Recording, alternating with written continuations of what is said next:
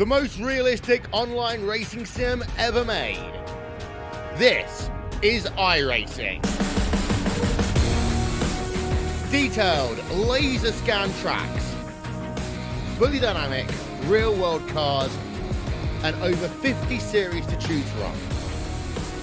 6 online world championships offering over $400,000 in annual prizes. This is the original esport racing game. This is iRacing.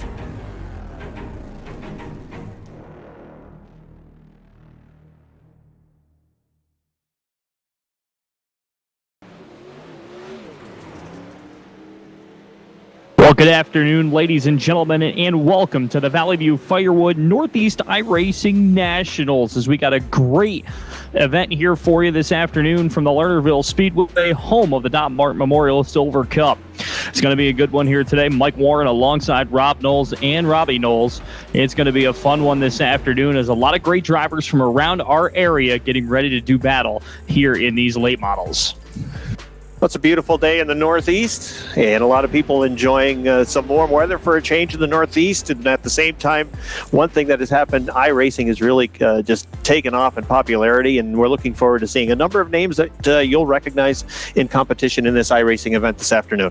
Yeah, I think this is probably a pretty good opportunity for a number of those drivers that have these iRacing setups and maybe over the course of the last couple of weeks purchased the iRacing setups, that have worked on mastering that over the course of the last couple of weeks to show off their skills and compete against other Northeast racing drivers and see who can be at the top at the end of the day. A lot of big names in this field. We have past champions through multiple divisions. We got guys you've seen in the modified, sportsmen, limited sportsmen throughout the tracks, a lot of full fender drivers as well. So it's a whole hodgepodge, and they're all coming together on one racetrack to see who can come home with the victory this afternoon. And one thing that you often see in iRacing, as you see in regular racing, you'll see some drivers that have a lot of years of experience in iRacing. They obviously will have a leg up in the event this afternoon. Then again, we talked about the popularity, the growing popularity of iRacing, and some drivers that maybe don't have the number of hours or laps on either this track or other tracks through iRacing that maybe don't have that same level of experience. All of them coming together this afternoon to put on this event. Now, there's some names on this list I haven't seen for a while around some of the area tracks. You know, we got a couple guys we'll mention as they go through that. You know, it's going to be interesting to see how they go from the real track to the virtual racetrack and just how different it is. I know how realistic some of these setups have been, just seeing things over on television through the last few weeks. And I'm really curious to see who's going to get into this show first. You know, this time trialing session to kick things off, it's going to put 6 cars right into the A main immediately. I think you take a look at some of the names, and as the drivers are out on the racetrack, some of the practice times: Peyton Talbot, Dylan Zacharias, Paul Mulrain, Bobby Hackle, and Hunter Bates right now, the 5 fastest through the practice sessions. But just because you're fast in the practice session doesn't necessarily mean when time trials comes around you'll be the one of the top 5 dogs at that point. Obviously, there's a little bit of pressure as soon as time trials comes around. There is, and one thing to keep in mind, you talk about practice and time trials, just like a regular Saturday night track is going to change. They're not going to see the same surface through this, and that's going to make things interesting to see who dials in their setups correctly as we move through the racing night. And one thing that we found as well, the different tracks that are available on the iRacing platform, Lernerville is not one of the easier tracks. It's a 4/10 mile racetrack, similar in shape to Plattsburgh Airborne Speedway in a number of ways. And we saw last night with some of the newer drivers on iRacing, they had a bit of a tough time figuring out the handle around Lernerville Speedway. And again, we'll see how that plays over this afternoon when you take into fact there are some drivers that have a number of hours and laps that they've turned on Lernerville, and then you've got a number of other drivers that are really trying to get used to the whole iRacing experience as well as Lernerville Speedway. Now, I haven't done it on iRacing, but there was a game in the early 2000s, this World of Outlaw sprint car game that came out, where I turned a few laps at Lernerville back in the day. I can already tell you this is a lot different for guys just coming in. Well, I think that I just gave you a softball. I'm impressed. I'm sorry, I was paying attention. We've got a great setup here as far as all the practice times of the top 35 cars right now, and I'm trying to take it all in. There's 2 screens that we're trying to follow, but I think taking a look at some of the productions that you see maybe on Sundays that NASCAR has put together, and some of the World of Outlaws productions that you see during the week, just being able to take in some sort of racing, while it may not be the same. You're not at the racetrack. You're not, you don't have the same smell. You don't have the same sound. But it's nice to at least get that opportunity to watch a race. It's not a video game with a controller. These guys have the pedals and they've got the steering wheel, so it makes it a little bit more legit. It does, and it's going to be a lot harder than just your everyday pick up a steering wheel and go around a racetrack on a regular video game. It's going to be as realistic as it gets, and these guys with experience, they're going to come in right away and have an advantage. Now, the practice session is wrapping up right now. The drivers will be moving to their time trial sessions. And as you mentioned, it's important to be fast here because you can lock yourself into the main event right through time trials. That's right. The Upstate Racing League time trials, $10 to the fast timer here this afternoon. Top 6 will lock into the A main and do not have to run a qualifying heat race. So it's going to be a big advantage for these drivers to try to get through into the top 6. They go right into the show, and what's going to be a tough field to make. So you really want to get this advantage right now.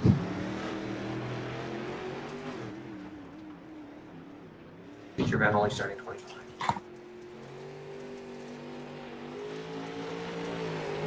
Only 25 cars will advance to the feature event through the various rounds of qualifying. So as you mentioned, if you can run well here in this qualifying session and lock yourself in, you'd relieve yourself of some stress having to work through some of those other qualifying events. And 6 is a good chunk of the field, too. So you really jump in those heat races where right now we're slated only to have 2 cars qualify in the qualifiers. And that's going to be some high-price real estate when we get going. One of the drivers we're following right now on our screen is Zach Daniels, driver of the number 30 car. He right now sits in position number 5 as far as the time trials go. Remember, the top 6 will be locked in. So right now, Zach Daniels in a pretty good spot. His best lap time was a 15.957. And right now, he just moved back a spot. He's in the 6th spot, so he is the bubble guy. He is right now atop the leaderboard. Oldie, Pennsylvania's Loudon Rayburn coming in at 15.568, the fastest time so far. Tim Hartman Jr. in second, about 2/10 off of him. As we continue to see who jumps into the top 6 is Josh Sun moving into the number 5 spot. Jared Herbison out of the province of Ontario sitting right now in 3rd. Bobby Hackle is in the 4th position. You mentioned Josh Sun in 5th. Zach Daniels right now holds down the 6th position. So again, the key for these drivers to get into the top 6, to lock themselves in. If they don't get in the top 6, that's okay. They'll just have a little bit more work cut out in front of them. They'll have to work their way through their heat races, and if they are not fortunate enough to be in the top 2 in their heat races, they'll have to go into one of the last chance qualifiers and work their way into the main event through that avenue. And of course, the closer you are to the top of the leaderboard, that means if you don't get into one of those top 6 positions, you will be starting towards the front of your qualifier. So that's also an advantage when you consider that only 2 cars will qualify out of the heats. One car that's on track right now is Keith Flack, driver of the 43. I think he had a bit of a tough time through some of his time trial laps, as he is outside the top 35 currently. Ravenna Rocket, regular down at the Albany, Saratoga, and the Lebanon Valley Speedway. Just trying to do what he can to get in. Of course, he's chomping at the bit going for the 2020 season as well. But as he jumps in, he's currently 38th right now. Well, time trial session has concluded, and the top 6 drivers are locked in. And we'll get you the confirmation on those top 6 drivers in just a moment. But for these heat races, there'll be 10 laps in distance. And again, the importance is to get in the top 2 positions. And we will have 4 heats of qualifiers.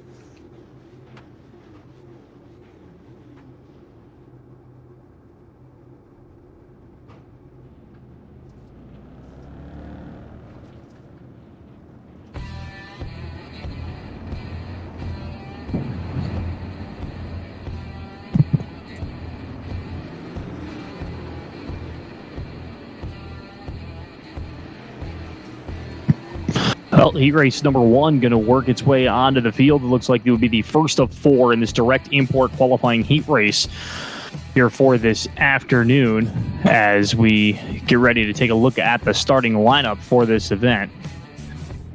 As the field making its way out again, this will be 10 laps the distance. Top 2 will transfer to the championship event here tonight. Up on the inside of the front row will be the driver of the 314 machine. That's JMB, John Mike Brissett. On the inside of row number 1, on the outside of the Saranac Lake, it's going to be CJ LeVere. He'll start in spot number 2. Starting third on the grid will be the number 9 machine in the Middlebury lot. That is Hunter Bates. And on the outside of him will be the 1 out of Granville, New York. It's Robert King. He'll start 4th. Field's going to work its way down as the 299 of Kyle Quinn out there, along with the 46 of Patrick Malte, the 90 of Jeremy Watt, and the 14 of Casey Durfee out there as we're under green here for heat race number 1. You can see them running 3 wide off of turn number 4 down along the front stretch, almost dead even at the line. CJ LeVere rim riding on the outside with a 4, the 314 to JMB. He's from Keysville, New York. He has the lead down the backstretch.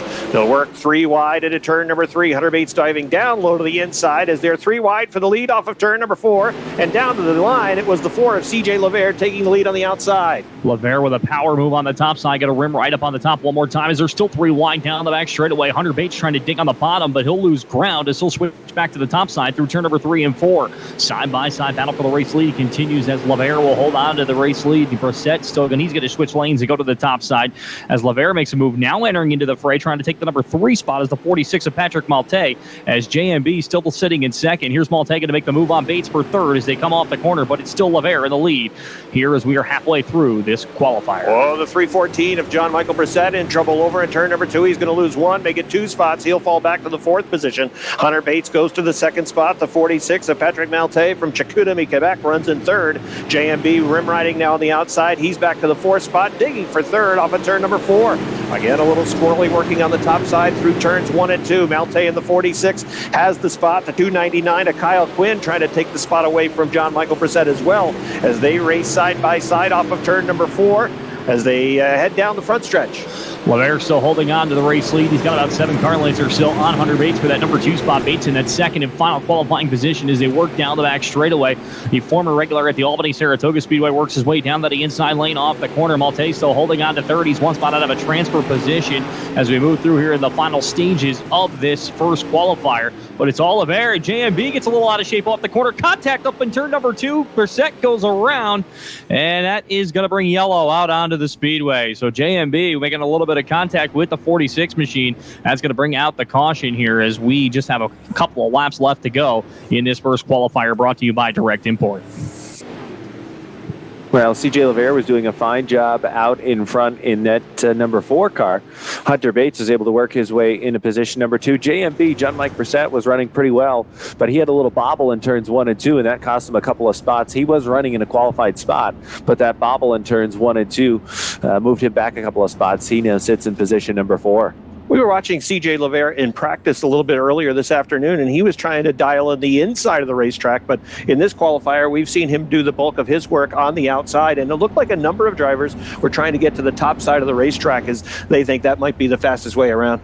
You know, it's a case here in the early going as, hey, pay attention to what I'm doing. This might be the way to do it, as that's what Hunter Bates did. He immediately went back up to the top side, and now that puts him into that number 2 spot here, which is 3 laps left to go in this first qualifier. Again, brought to you by Direct Import. Of course, Direct Import located at 48 Spellman Road in Plattsburgh. Vehicles import trucks and SUVs from Canada to the U.S. and converts them to be 100% Americanized, specializing in vehicles less than 5 years old and available directly to the public prior to auction. In-house financing available. Contact 518-572-7795 for an appointment. That's Direct Import Vehicles. So here is the restart order as we get set for the green flag about to fly. CJ LeVere on point. Then it's Hunter Bates on the outside of row number 1. Row number 2, it's Patrick Malte and John Michael Brissett. He's fallen to the back of the field. On the outside of the second row, that's Robert King from Granville, New York in the 1. He's up into the 4th spot. Jeremy Watt right now running in position 5. He'll restart from the inside of row number 3. The green flag is out, and it's CJ LeVere back to the point.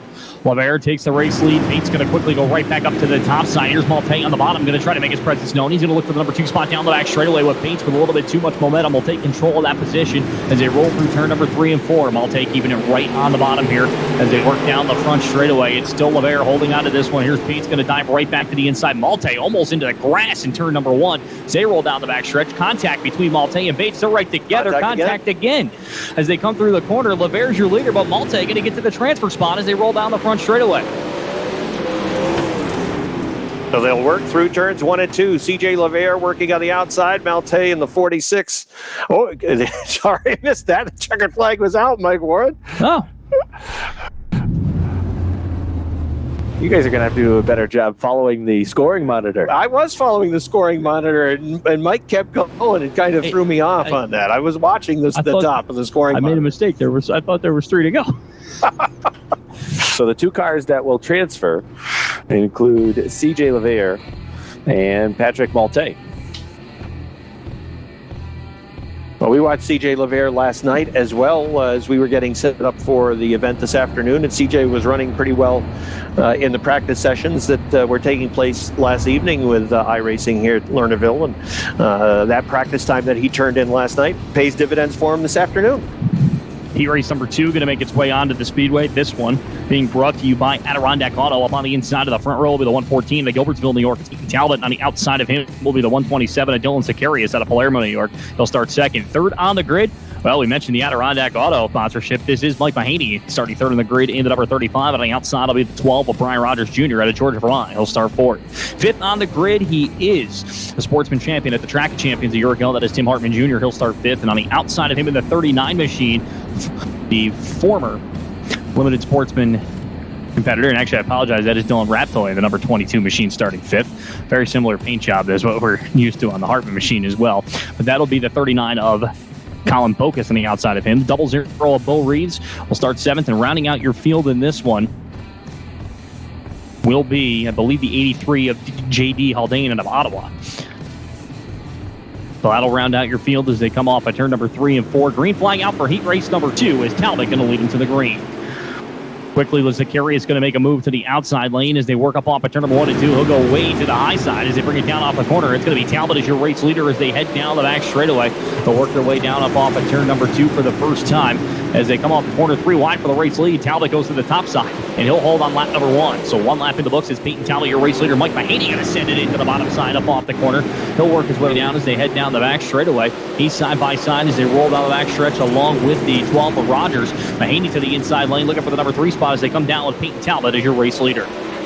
A good battle racing for that third position. You're seeing Mike Mahaney working down on the low side in the 35. Brian Rogers, who's a former Renegade multi-time winner at the Airborne Speedway. Rogers working on the top side of the racetrack. Mahaney's going to move to third. The 35 takes the third spot away from Rogers on the 12, but he's still trying to dig to get back to that third position. Peyton Talbot, who was very fast in practice earlier this afternoon, continues to show the way. He's out in front comfortably. There's the Zacharias, number 127, running in the second spot. Mike Mahaney runs in third. Brian Rogers back in the fourth spot. Trying to chase him down is Dylan Raptoy. Dylan turned a number of laps trying to dial in his machine, and he's trying to chase down the 12 of Brian Rogers. Just about at the halfway point of this one as Talbot continues to lead as they work up off at turn number 3 and 4. Raptoy still trying to make the move on the top side as we got a caution here at the halfway point. 5 in, 5 remaining, yellow onto the speedway as believe that is for the 83 of J.D. Haldane, and that'll bring the caution out here for the first time in heat race number 2 in this qualifier brought to you by our good friends from Adirondack Auto.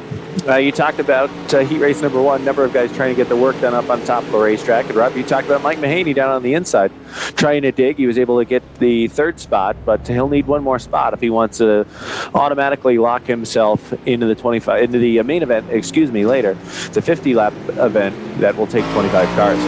Mentioned Mike Mahaney. Adirondack Auto has been the North Country's home for Chrysler, Dodge, Jeep, Ram, Chevrolet, and Buick vehicles for more than 75 years. See the new and pre-owned vehicles in stock at www.adirondackauto.com. Also like to thank our sponsors as well from Knight Auto, Patterson Heating, and KC Photo and Video also on board with us here this afternoon here as we remain under caution here in qualifier number 2. You know, if you go down to Adirondack Auto, you know who you can see? Watsy. Mike Watts, you know him? Father was a photographer at the racetrack at Airborne for a long time, as well as Mohawk International Raceway. Actually took pictures at a number of racetracks throughout the Northeast. And Mike Jr. is at Adirondack Auto. You can go down there and see him if you want. I have a You feeling, could use a new car. I have a feeling I'll be going to visit George and Julie very quickly. Have you had any collisions on the ferry boat lately, Mike? No, I have not. Oh, that's good. The ride over was safe today? Yes, it was. Ferry boat? Yes, it was. Screen flag back out. It wasn't long ago that Mike had a little problem getting on the ferry boat. And, the guy directing him into his proper spot, it wasn't Missed. exactly the right spot. He missed. Yeah, he missed it, so did you. Well, Green's back out onto the speedway as Talbot continues to lead this one here. 6 laps in the books now. 4 laps remaining as Peyton Talbot holds on. Zachary is still holding on to number 2 spot. Here's Mahaney going to dive down to the inside for the number 2 position up off the corner. Tries to pull the slide job, can't do it. As Zachary will come back and take that number 2 spot right back from him. He's side by side for position once again as we come to the 2 to go side this time by. Talbot leads. Still Zacharias in second. Mahaney trying to chase him down. Mike Mahaney really trying to dig in that 35 to get that spot and then move into the second spot. Of course, that would advance him into the main event. Now he's working on the top side. Oh, he's in trouble. Little contact over at turn number 3 as we've got the 12 of Brian Rogers going off the top side of the racetrack. Dylan Raptoy has moved into the 3rd spot now. Mahaney trying to race his way back into 3rd as he works on the inside of the racetrack. Dylan Raptoy on the outside runs in 3rd. Mike Mahaney back to 4th as they work off of turn number 4. 2 to go along the front stretch. Peyton Talbot brings him up off at turn number 3 and 4 as they work off the corner. He'll hold on to this one down the back straightaway as the 114 machine rolls it down through turn number 3 and 4. He'll bring it off the corner, and he's going to have this one well in command as Zacharias goes to chase him down as he goes through. That'll pick him picking up the victory. So Talbot will win heat race number 2. Second will be Zacharias. They will transfer on to the A-main a little bit later this afternoon. So a good win for Peyton Talbot as he goes wire to wire here as we get ready for qualifier number 3. Peyton Talbot showing his hand earlier in practice, and he's going to be a guy to keep an eye on. So I just need clarification. You drove into a boat with your car? Yes, I got guided into the side of the ferry with the car. There's a bit of a dent. It surprisingly didn't do that much damage to it. So when you call the insurance company, do you tell them, yeah, I need to put in a claim because I hit a boat? No, I tell A boat that wasn't moving. I asked to get Gilligan and Skipper to get me off the island at that point.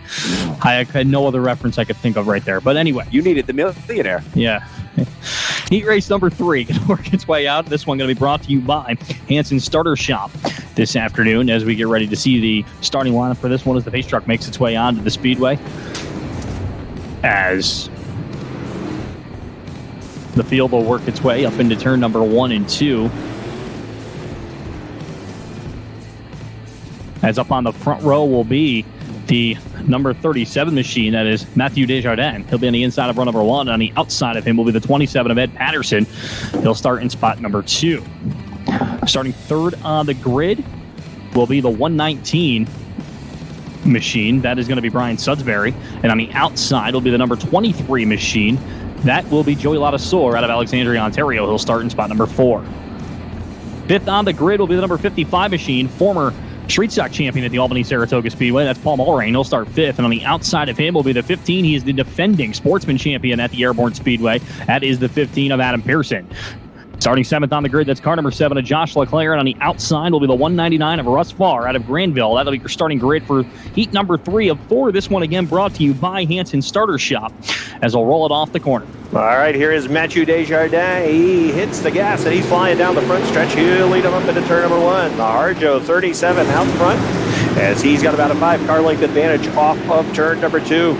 Side-by-side racing for 3rd, Joey Ladasor in the number 23. And then racing with him in the 119, Brian Sudbury, as he's trying to get that spot. He'll work to the inside of Ladasor in the 23. Leading out front, it's Matthew Desjardins in the 37. Ed Patterson continues to run in the 2nd spot. You're watching the best action on the racetrack. Joey Ladasor continues to hold down to 3rd. Adam Pearson rim riding on the outside. He's going to pick up a spot as he works off towards turn number 1. Probably not a shock that Adam Pearson figured out something on the outside is right in front of him. Joey Ladasor goes around and gets T-boned by Leclerc behind him. He goes up and over. That's going to bring yellow out onto the speedway.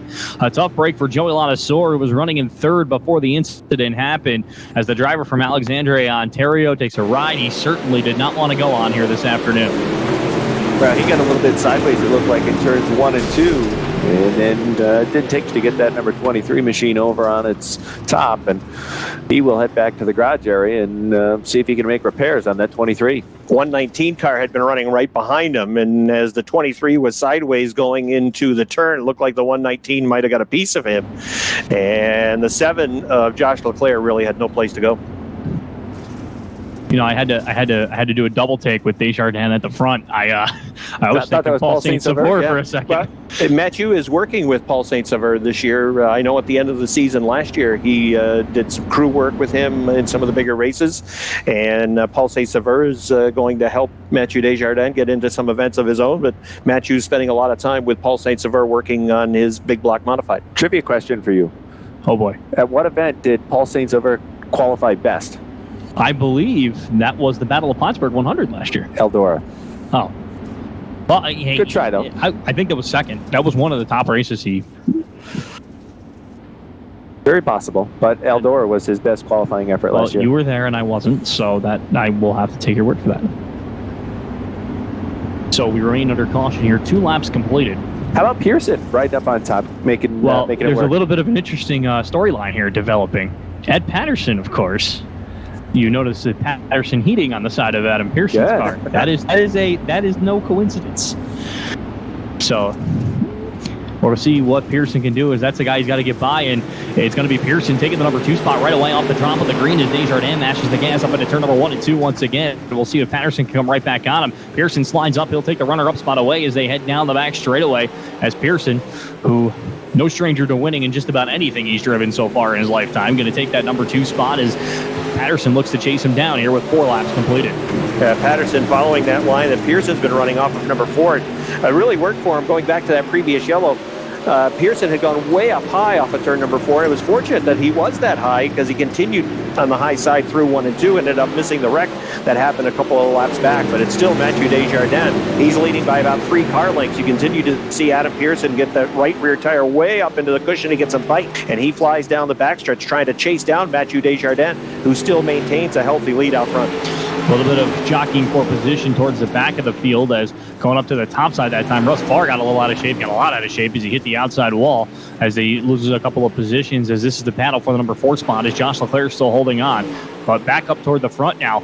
Desjardins got some company. Here comes Adam Pearson, and here with just 3 laps to go, Pearson going to roll back up to the top side. We'll see if he can carry his momentum, as now it's going to be Desjardins stepping up a little bit higher up off of exit at turn number 2. Pearson going to dive right back down, going to try to cut the deficit. It's down to about a car length and a half as we come to the 2 to go sign, this time by with Desjardins still in front.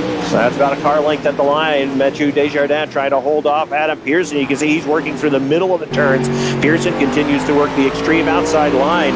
It's 2 car lengths going into turns 3 and 4. Pearson again will go way up to the top side, coming off of turn number 4 down the front stretch.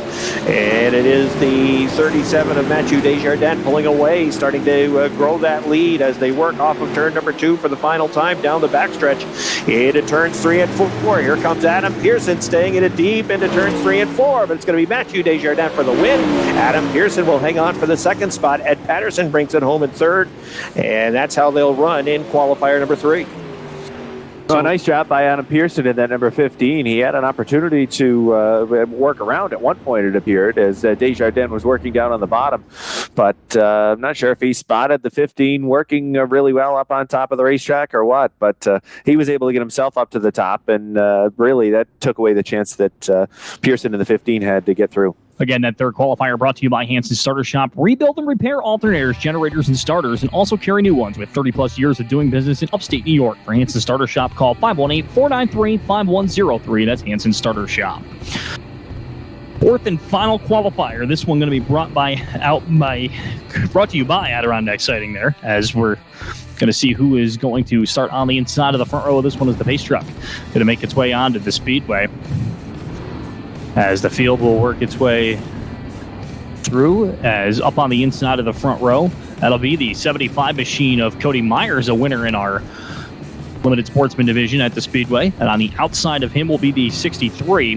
That is Chris Herbison out of Mallorytown. He'll start 2nd. As the field works its way back through,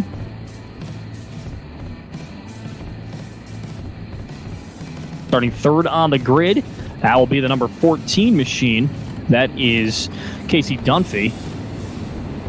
And on the outside will be the 975 of Nathaniel Gay. He'll start 4th. It's actually the 214. The 214. I apologize. That's going to be the high side hustler, Scott Duell, starting in spot number 3. Starting 5th on the grid will be the 73. That's going to be Kevin Chafee.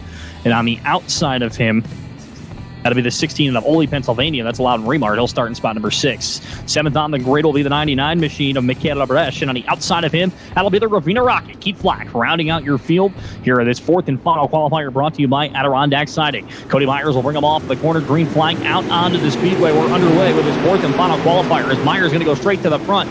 Car's going to jockey for position here right away as Myers getting a swift challenge immediately from Chris Herbison as they go down the back straightaway. But it's Myers with the race lead as they head down to turn number 3 and 4. Herbison right there. Scott Duell holding on to that number 3 spot, working the bottom. Kevin Chafee behind them in the middle of the racetrack as Nathaniel Gay holds on to that number 4 spot. They get through clean and green on lap number 1, and just as I say that, a couple of spins. Myers goes around. Scott Duell goes around.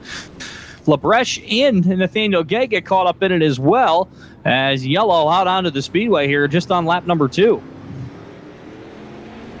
Well, it looked like Cody Myers out front lost it off of turn number 2 by himself, and then behind him there was some contact over in turns 1 and 2 that led to that other melee. Do you have a student racing in this seat? Hey, Nate is in this race, yes. He's in your class? Nate Gay is. Of course, his older brother Roland at one time was in my class. Roland did his homework all the time. I got to get Nate to do his homework. So Roland had really good grades in your class? Roland had great grades. So Nate has to try and match his brother. What? Nate has to try and match his brother. All right, let's get to the running order.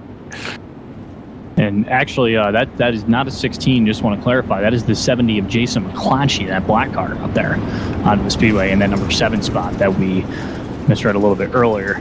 A little tough to see. You can't see the number on that car? No, I cannot. I think it's in black duct tape. But Cody Myers still going to be scored at. No, it'll be Herbison as your race leader, and then Chafee will be in the number 2 spot. I got caught looking at the board for a second. Chafee started 5th and has made his way into a qualified position that would advance him into the main event.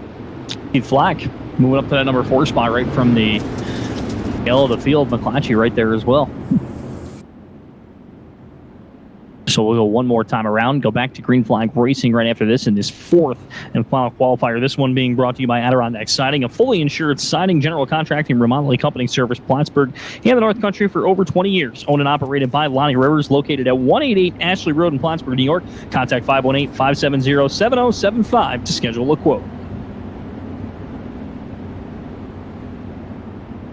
So we'll be going back to Green Flag Racing next time by as the 63 of Chris Herbison will be your race leader. Kevin Chafee, the White River Toyota sponsored number 73 out of Bradford, Vermont, one of the Green Mountain Boys in this event here this afternoon.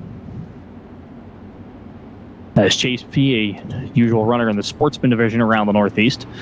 As Herbison will bring him off the corner. And it looks like a misfire by Chafee on that one. He'll lose a couple of positions. McClatchy going to try to take advantage. But the question is, was Chafee hanging back to try to get some momentum up off of turn number 2? He quickly goes right back to the backside. McClatchy slide jobs him off the corner. That allows Nathan Gay to make a move down to the inside. They're 3 wide for the number 2 spot up off of turn number 4. A great run, but it's Herbison holding on to that advantage. And now McClatchy holding on to second. Chafee all over him up off of turn number 2. That time McClatchy slides high. Crossover move by Chafee down the back straightaway. He'll take the position away, and he'll give him a little tap on the way by as they come off of turn number 3 and 4. Chafee's got the position, and McClatchy's up over the bank. He was way up high off of 3 and 4, back out on the track now, but he's got a lot of work to do as he was towards the front of the field, and he'll have to charge back towards the front. There's Cody Myers in the 75, was a part of that last caution as he is making his way back towards the front, racing to the inside of Scott Duell in the 214. Halfway in this qualifier, and still out front, it is the 63 of Chris Herbison, native of Mallorytown, Ontario, and running in the 2nd spot, Kevin Chafee in the number 73, but it's a big lead for the 63 of Herbison. And then Cody Myers has made his way back into the 3rd spot as he works off at turn number 4. Field going to shake out single file as the top 2 with a bit of an advantage. Scott Duell trying to hang it up on the top side. Haven't seen that before. As they go off at turn number 2, that is his preferred lane. He's trying to do something, but he got caught up and lost a couple of positions that time. As Labreche going to get by him as well for that number 5 spot, it looks like, as they come off at turn number 4 this time. Meanwhile, up at the front, though, it's still all Herbison, but Chafee starting to close in. He's got about 4 car lengths on him as they come down into turn number 3 and 4, as they will get the 2-to-go sign this time. By 8 are in, 2 remain. Chris Herbison leads, but Chafee's looking to chase. Kevin Chafee trying to chase him down up into turns 1 and 2. The 63 of Herbison diving down low. He picks up good momentum off of turn number 2.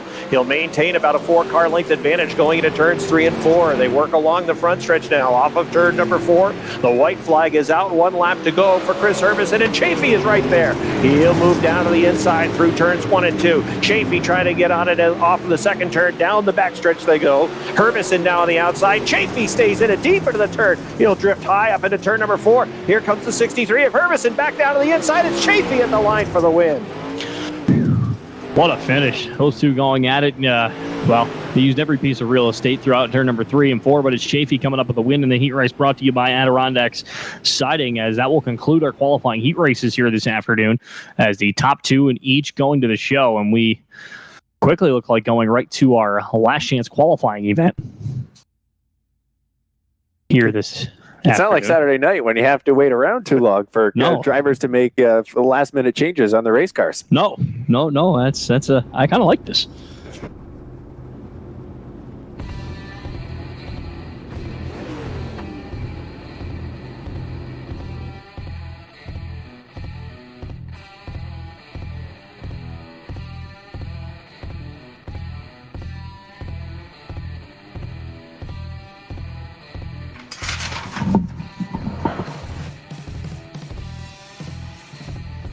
To compile all the different drivers that have already qualified for the main event. Robbie is working on that list.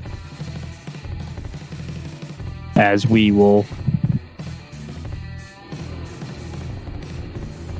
be having a C and a B main here, so a little bit of alphabet soup here this afternoon to get into the end of the show. It'll be top 5 going to go from each, so the top 5 to the C, we'll go to the B, top 5 to the B, transfer to the A, and then it's all fun from there on out as we see who takes home this afternoon's championship in the Valley View Firewood Northeast iRacing Nationals here this afternoon.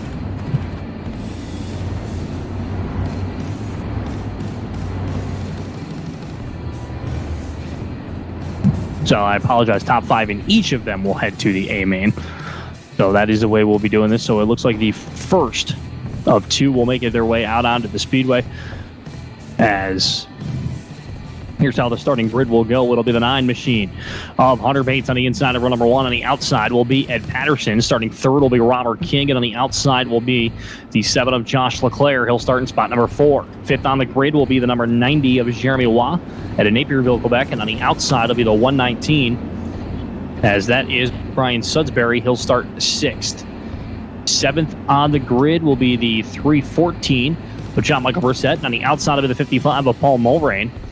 The 299 of Kyle Quinn, the 23 of Joey Latasour out there as well.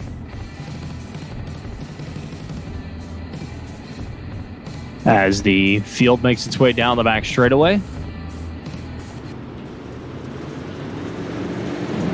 The 14 of Casey Durfee also out there as we go green. Your first of 15 laps the distance for this first second chance qualifying event, as Hunter Bates will take the lead down into turn number 3 and 4. He's going to get a challenge from Ed Patterson up off at turn number 4 for the first time, but it's going to be Bates leading this one. He'll come down and click off lap number 1 as your race leader. He'll roll back up to the top side. Robert King holding on to that number 3 spot, as Patterson still sits in second right in front of him. He's got about 5 car lengths on him. Cool paint scheme for King in that mellow yellow machine. Throw back to the Cole Trickle days of Thunder as they roll off at turn number 4, as they'll bring up lap number 2. The top 5 going to run single file for the time being. Now it's Paul Mulrain going to try to move to the inside of Leclerc up off the corner. Can't do it that time as they roll down into turn number 3 and 4, and we're going to hit the 1/5 mark of this event, as it's going to be Hunter Bates out front. Top 5 is where you want to be, and right now Hunter Bates leads everybody. It's Eddie Patterson running in the second spot. Patterson is about 4 car lengths off the back of the 9 of Hunter Bates, and it is Robert King still running in 3rd. Josh Leclerc runs in 4th. Paul Mulrain is holding down to the 5th spot. Then it's a big gap back to the 6th place runner. That is Casey Durfee.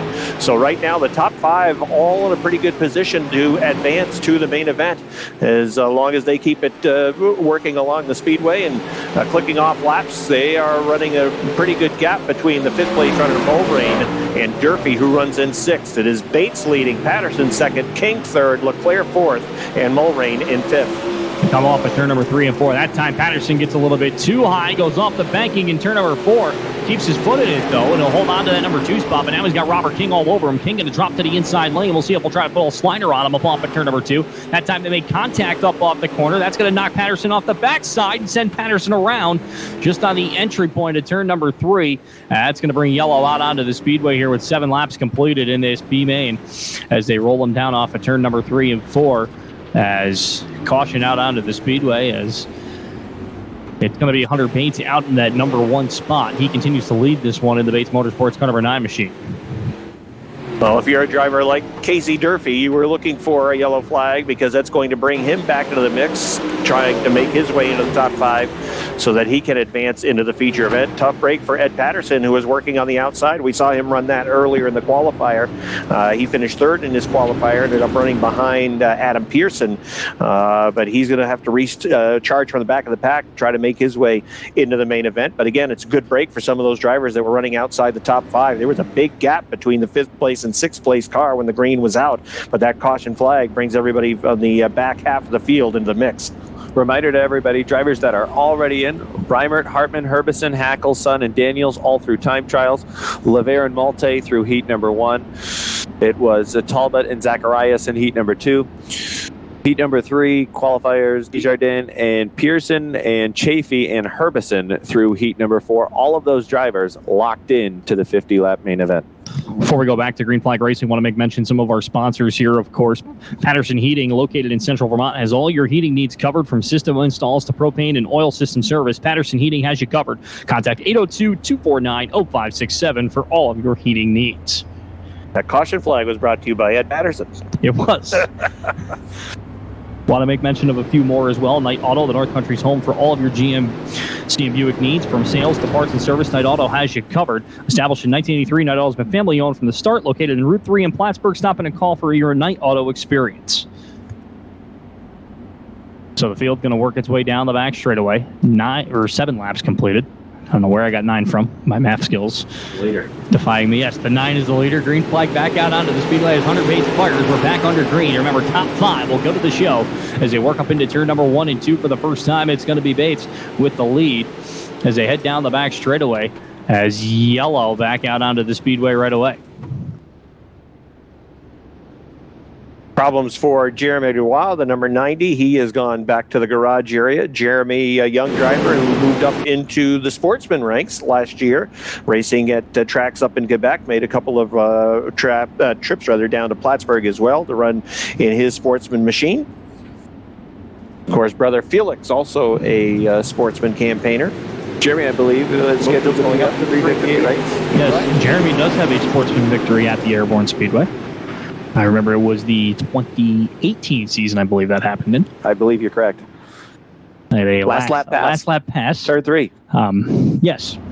Of course, his dad, Jeremy and Felix's dad, Martin, was a multi-time track champion in Plattsburgh. Serious question. If he was racing, do you think the right rear would make it through the heat race? On dirt, yes. He used up the right rear sneaker quite a bit on asphalt, though. Yes, he would.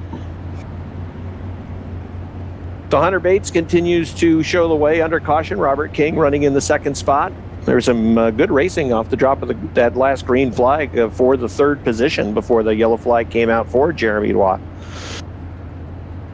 As again, top 5 will advance into the main event. Have to work your way into the top 5. Right now, Joey Ladessor is the first driver that's on the outside looking in. He's running in the 6th spot. Kyle Quinn runs in 7th. And Ed Patterson, Brian Sudbury, those drivers also trying to make their way into the top 5. They'll have a chance to do it on this restart. I noticed the flagman. Is that Kenny Marshall on top of the flag stand today? I couldn't tell. I have to look. I thought it. Well, I know it's not you, but it kind of had that type of build. I can see you throwing a green flag every once in a while. Meanwhile, Bates going to master his way off the turn number 4 green flag. Speedway as they roll it up into turn number 1 and 2. Did he just say what I Hunter think Bates he going to said? bring it up off the corner. He'll be your race leader as they head down the back straightaway. Mulray trying to make a bid now as they head down to turn number 3 and 4. He's going to get into the back of Leclerc. The quarter panel. Oh, and a hard hit is coming back through. To make contact with him was the 14 of Casey Durfee. That's going to bring yellow out in the speedway. A tough break for Leclerc, who was in his qualifying position. Cars were racing for position back in turns 3 and 4. And Josh Leclerc has his car rolling again, but there were 3 or 4 cars that were involved in turns 3 and 4. How about the power of that pace track? Just runs right over everybody. Kind of like my Yaris, except for when it runs on the side of the boat. I don't think your Yaris could take on anything in a battle. We almost tested that theory last year. You may lose to a squirrel. We almost tested that theory last year. Don't Who's forget. Well, you were the one that canceled it. Well, Spectator races. the front row. Oh, that's right. You remember when Mike was going to race in the spectator race? That was the week that I was on vacation, I believe. I was going to be out that week. But you were going to get the film, though, right? You were going to watch it. I was absolutely going to check it out. That ended up not happening. Thank God. The But safe instead, he place to decided, rather than driving into the front stretch wall, he drove it into the ferry boat. Advantage ferry boat. The safe place to be in this qualifier has been the front row. Hunter Bates and Robert King have managed to avoid everything else that has been taking place out on track. But while we're still underneath the caution period, we'll make mention of another one of our sponsors here. A family-owned and operated business located in Moores, New York, Bigor Supply offers a variety of products from hardware, plumbing and septic supplies, culvert and leach field pipe, animal and pet feed, lawn and garden, recreational parts and accessories, along with propane filling station. It's open Monday through Friday from 7:30 to 5 and Saturdays from 8 to 12. That's Bigor Supply in Moores, New York. He doesn't have the iRacing set up? No. He probably doesn't have No, any but time. They're always working I at don't the know store. if I don't know if you saw on the local news though. He's going out in his garage and taking laps inside the race. I noticed that. Which, by the way, I got to tell you, that was a real wake up call this morning. All of a sudden, I look up while I'm trying to produce a show and I see him. Did you change the channel? Oh, wait a minute. You can't change the channel. You're the producer. You can't change it That's that right. fast. Well, they take the green flag, but it looks like there was trouble in turn number 4 on the restart. A couple of cars involved, the 119 55 also. and the 55, Mulrain and Sudsbury, over in turn number 4 as they were coming to take the green flag. So we're still back under green here. It's going to be Hunter Bates up at the front of the field as they work it up here. 5 laps left remaining in this one as the number 9 machine, the Vermont campaigner, brings it down. Robert King still holding on to that number 2 spot as he's got that mellow yellow number 1 hooked up on the outside lane. Joey Lattisaur's up in the number 3 spot. He's looking to hold on. Durfee in 4th and Ed Patterson 5th. Here as we head to the final few laps. Attack as they are trying to advance their way into the top 5, and right now it is the 14 of Durfee who is holding on to the 5th position, and the 299 of Kyle Gwynn digging to the inside, trying to get his nose underneath. But the 14 had a little bit better run off of turn number 2, working on that higher side. The 299 of Gwynn trying to come back after him, but he's lost a couple of car lengths as they'll work down the front stretch. Here's a race for position now. Ed Patterson trying to move to the inside of the 23 of Joey Lattisaur. They are racing for the 3rd spot. White flag is on the field as they work along the front stretch. Hunter Bates has the lead. Robert King continues to run in the 2nd spot. Hunter Bates has been comfortable out front, has really built up a really big, safe lead as he'll work through turns 3 and 4. There's King back in the 2nd position. He'll come along the front stretch. It is Hunter Bates for the win as he will pick up the victory in this qualifier. Robert King finishes in 2nd. Joey Lattisaur runs 3rd. Ed Patterson runs in 4th. And the final transfer spot will go to Casey Durfee in the number 114.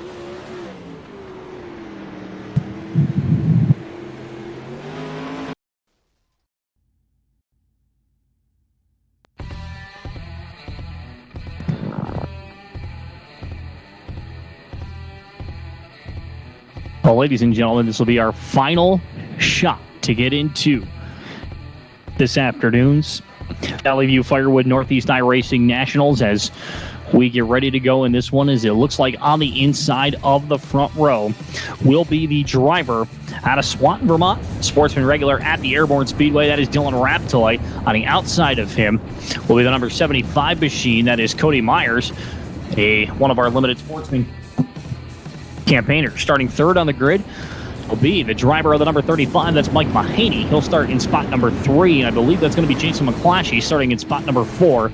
as he'll start on the outside of row number 2. Fifth on the grid, that'll be Colin Bocus, CJ Bocus, whatever you want to call him, with multiple nicknames. He'll start in the number 5 spot. On the outside of him will be the number 99. That is Michaela Bresch. He'll start in spot number 6. 7th on the grid will be the 12 of Brian Rogers. And on the outside of the 975 machine, that is going to be Nathaniel Gay. Then it'll be the 00 of Bo Reeves, the 14 of the high side hustler, Scott Duell. He will start behind him. Then it'll be the 83 machine of J.D. Haldane. And rounding out your field will be the Goulda Wreckers and Riggers car number 43 machine. That is the Ravina Rocket, Hugh Flack. So there's your starting grid for the final shot to get into this afternoon's Valley View Flaglerwood Northeast iRacing Nationals, as Dylan Raptoy going to lead him down off of turn number 3 and 4. He's got Cody Myers right next to him as we look to go green. 15 laps the distance. Top 5 will advance into the main event. The green flag is out. Dylan Raptoy will lead the field off into turns 1 and 2. Cody Myers works on the outside. Here's Mike Mahaney in the 35 looking down low as they'll work down the backstretch. The 75 of Myers in trouble. He goes off the top side of the track, comes back out on the racing surface, but he'll lose 3 spots as Mike Mahaney runs door to door along the front stretch for position. We've got a caution. The 99 of Michaela Bresch has gone around on the inside of turn number 4. Caution flag is out. Dylan Raptoy showing the way, but some good racing for spots 2, 3, and 4 right behind Dylan Raptoy as the caution flag is out for Michaela Bresch. So the first caution here in this final qualifier here this afternoon, as we get closer to our 50-lap A main a little bit later, as Dylan Raptoy continues to lead this one. Colin Bocus, a former limited sportsman and sportsman competitor out at the Albany Saratoga Speedway, sits in second. Mike Mahaney, of course, you remember last year, picked up wins at both Albany, Saratoga, and Airborne a year ago. What happened to your glasses there, Mike? I broke them. I haven't got new ones Again? yet. Do you need more tape? I do. I just gotta find my bag to get the electrical tape that I use. No, those glasses. Easy, Rob. You're going down. Getting hurt. You're nearly falling out of the Well, I'm chair. not used to announcing in a recliner. That's true. You know, we're usually not. We usually got a higher chair. We're looking down. You have announced in a wheelchair before, though. I have. Wait, what? You didn't know that? No. He broke his hip. What was it? 7 years ago now? 2012. Can I ask how? Hockey. Fair question. So he announced from The the bleachers. handicap section at Airport. Use the wireless microphone with that setup. He had hockey pucks as paperweights. Nice. Meanwhile, I had to desk do down all the below. work upstairs. Didn't you do all the work anyway? Well, most of the time, yes. I don't Come think on. he's gone down to Victory Lane I'm to do kidding. an interview in about 10 years. That's a lot of steps to get down there. You guys are a lot younger. You back Okay. in one piece now? You're. I'm good. Okay, compared to Lebanon Valley, the steps at Airborne are nothing. That's all I'm going to say. Oh, I'm sure. It's a real workout for you. It's like used to three. be. It's 3 stories. It's not showing, though, Mike. Thanks, Robbie. Green flag coming back out onto the speedway. It's going to be Dylan Raptoy leading him down. Mike Mahaney going to look up to the number 2 spot. He'll hang it out on the outside. He'll dance off the top shelf. They work up off by turn number 2. They'll head down the back straightaway. Here's Raptoy back to the top side. Mahaney now going to dive low as they head down into turn number 3 and 4. Focus up there on the top as well. Mahaney going to pull the electric slide job up off by turn number 4. They'll have the position here with 3 laps completed. Meanwhile, cars scattering down the front straightaways. Focus, it looks like, made a little bit of contact. He lost a number of positions. Bo Reeves and Nathaniel Gay going at it down the back straightaway as they both make contact and go off the bank. And that's going to allow Scott Duell to drive his way back in up on the inside lane. He'll take a position away as now Scott Duell looking to work his way into a transfer position as we remain under green. For the four works its way up off the corners. Here's Bo Reeves on the outside lane, going to get Duell right back for position here as this time by. It'll be 5 laps completed, 5 and 10 to go. Mike Mahaney up at the front of the field as the driver out of King Ferry going to work his way up off the corner as he's going to diamond it that time up off of turn number 2 to scrub a little bit more depth of the deficit, or get away from the 22 of Dylan Raptoy rather, as they come off of turn number 3 and 4 here as we continue through this B main. Third spot right now, J.D. Haldane has that third position. Bo Reeves runs in 4th. Well, it helps to have my microphone on. J.D. Haldane runs in the 3rd spot. Bo Reeves running in the 4th position. Brian Rogers has the 5th and final transfer spot in the number 12. He's trying to chase down the 00 of Bo Reeves. Oh, some contact right behind Brian Rogers as they race up into turns 1 and 2. Cars along the front stretch involved. The 14 of Duell, the 97.5 of Nate Gay, and the caution flag is out as they were racing just outside the top 5 for position, trying trying to make their way into a qualified spot. Brian Rogers right now in the 5th position, and the action on the front stretch was really taking place. Drivers that were running in 6th, 7th, and 8th at the time, battling for position, getting together along the front stretch. Tough break for Scott Duell, of course, and he looks like he's got a lot of damage. He'll drive it back around and try to get it back into the show here as we're just about at the halfway point of this one. Of course, Scott in the offseason became a dad for the first time. His wife Jade giving birth to a baby girl during the season. Keith Flack, another competitor we have here in this event, unfortunately, it looks like he's going to have a tough time making this one. He also has his second daughter as well. So, a lot of, you gave me a look, and I don't like when you give me a look and I'm about to say something. What were you going to say? I was going to say congratulations to them. Oh, okay. It is fair to say that those families are busy. You said when you have a young one in the household, you will absolutely have a lot of work to do. You have to really prioritize your time and figure out how to take care of everything that's going on with family life. And, pray that yours don't become Sabres fans. Well, in my household, that's absolutely what happened. You root for the Devils. All right, but there's a reason for that one, which remember, the Devils team played in Albany where I grew up. So I watched all them guys. But anyway, back to the racing part. Mike Mahaney, Dylan Raptoy, J.D. Haldane, Bo Reeves, Brian Rogers in the top 5, all in a qualified spot. It's the final chance to get in. Cody Myers right now on the outside looking in. He's in the 6th spot, and the green flag is back out.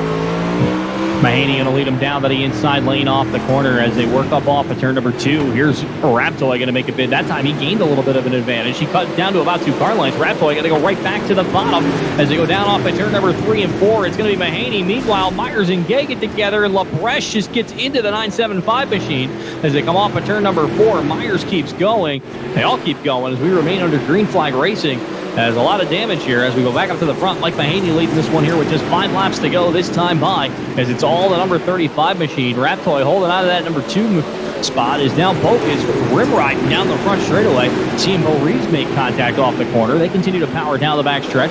Brian Rogers in there as well as we come by this time. It'll be 4 laps left to go as this is the battle for the number 5 spot as the yellow going to come out on the speedway. I believe that's going to be the 99 of Mikhail LaBreche. Spun around at the exit at turn number 4. Did you see, though, going back to the last completed green flag lap, Colin Bokus on the along the front stretch, got the right side tires right up on the top of the front stretch wall, working his way towards turn number 1, was able to collect the car, keep it going towards 1 and 2, and actually picked up the 5th position. That's something we've actually seen happen at Airborne. Yes. Cars get the right side tires up on the wall and keep going right along the front stretch.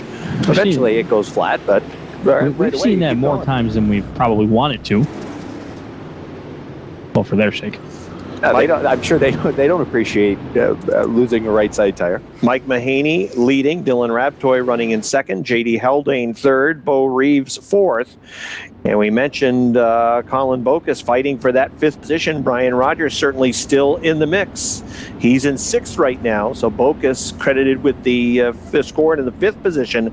Top 5 will qualify for the main event, so Brian Rogers has some work to do, as does Jason McClatchy, who is running on track behind Brian Rogers.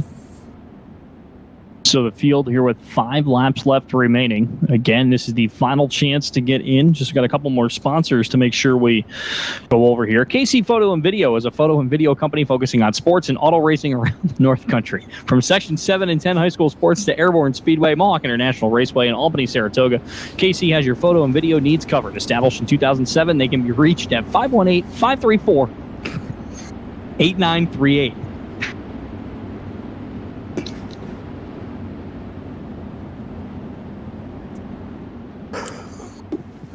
Of course, our title sponsor this afternoon, Valley View Firewood, family-owned and operated. Valley View Firewood is located at 926 Sunset Drive in Willsboro, New York, serving the North Country with all of its firewood needs, from small bundles to truckloads.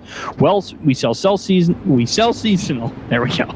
Split firewood and ready to heat your home or campfire. Contact Valley View Firewood today at 518-963-7361. And the green flag is back out. Mike Mahaney and Dylan Raptoy pull away. Running in 3rd is still J.D. Haldane. Those 3 running in order. Bo Reeves running in the 4th spot. Right behind him, Colin Bokus in the 39. There's a gaggle of cars coming off of turn number 4. racing for that 5th spot. Bocus still has it, and he's put some distance between himself, and it looks like Scott Duell in the 14 has moved into the 6th position. He's a good 7-8 car lengths behind the 39 of Bocus as they'll work through turns 3 and 4. Mike Mahaney continues to show the way. Less than 2 to go now for Mahaney. Raptoy running in the 2nd spot as they'll fly down the backstretch. A big gap between Mahaney and Raptoy. Haldane still running in 3rd. Reeves is 4th. Bocus holding down a top 5 position. You can see the gap between Bocus and Scott Duell in the number 14. Mike Mahaney showing the way out front, working along the backstretch. Dylan Raptoy still in that 2nd spot. Mahaney smooth on the top side through 3 and 4. He'll work down along the front stretch, and it's going to be Mike Mahaney crossing the line. Raptoy in the 2nd spot. They'll work through 1 and 2, slowing down the pace, and it's a win for Mike Mahaney. Dylan Raptoy will qualify in 2nd. JD Haldane will advance to the main, finishing in 3rd. Bo Reeves brings it home in 4th. The youngster will advance into the main event, as does Colin Bocus, who was able to work his way back into a qualified spot. He'll finish in 5th.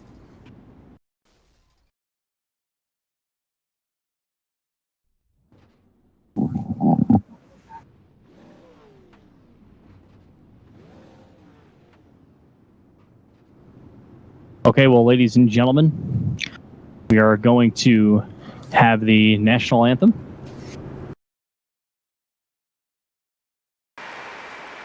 Oh, Canada, our home and native land, true patriot love in all of us command. With glowing hearts we see thee rise, the true north, strong and free. From far and wide, oh Canada, we stand on guard for thee.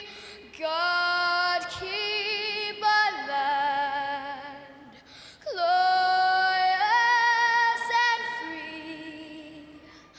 Oh Canada, we stand on guard for thee. Oh Canada, we stand on guard for thee.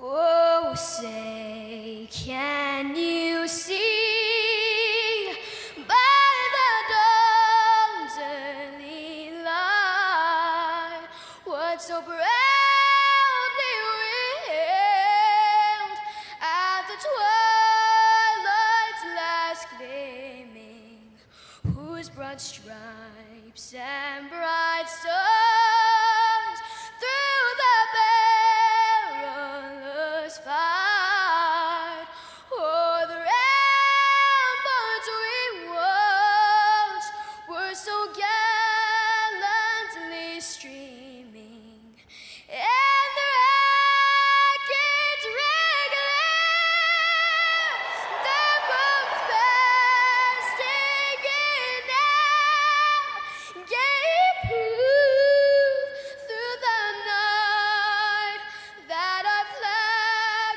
was still there.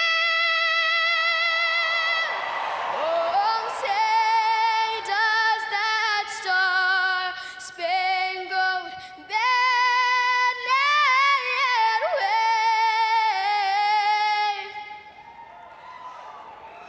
o'er the land of the free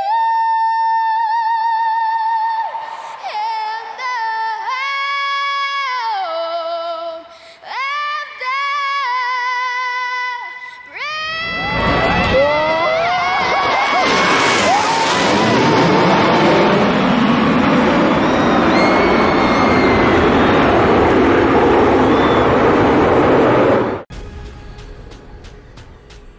The most realistic online racing sim ever made.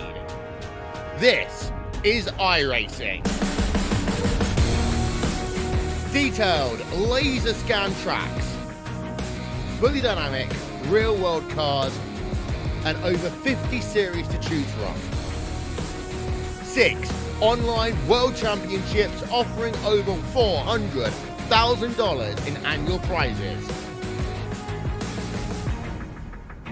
This is the original esport racing game. This is iRacing.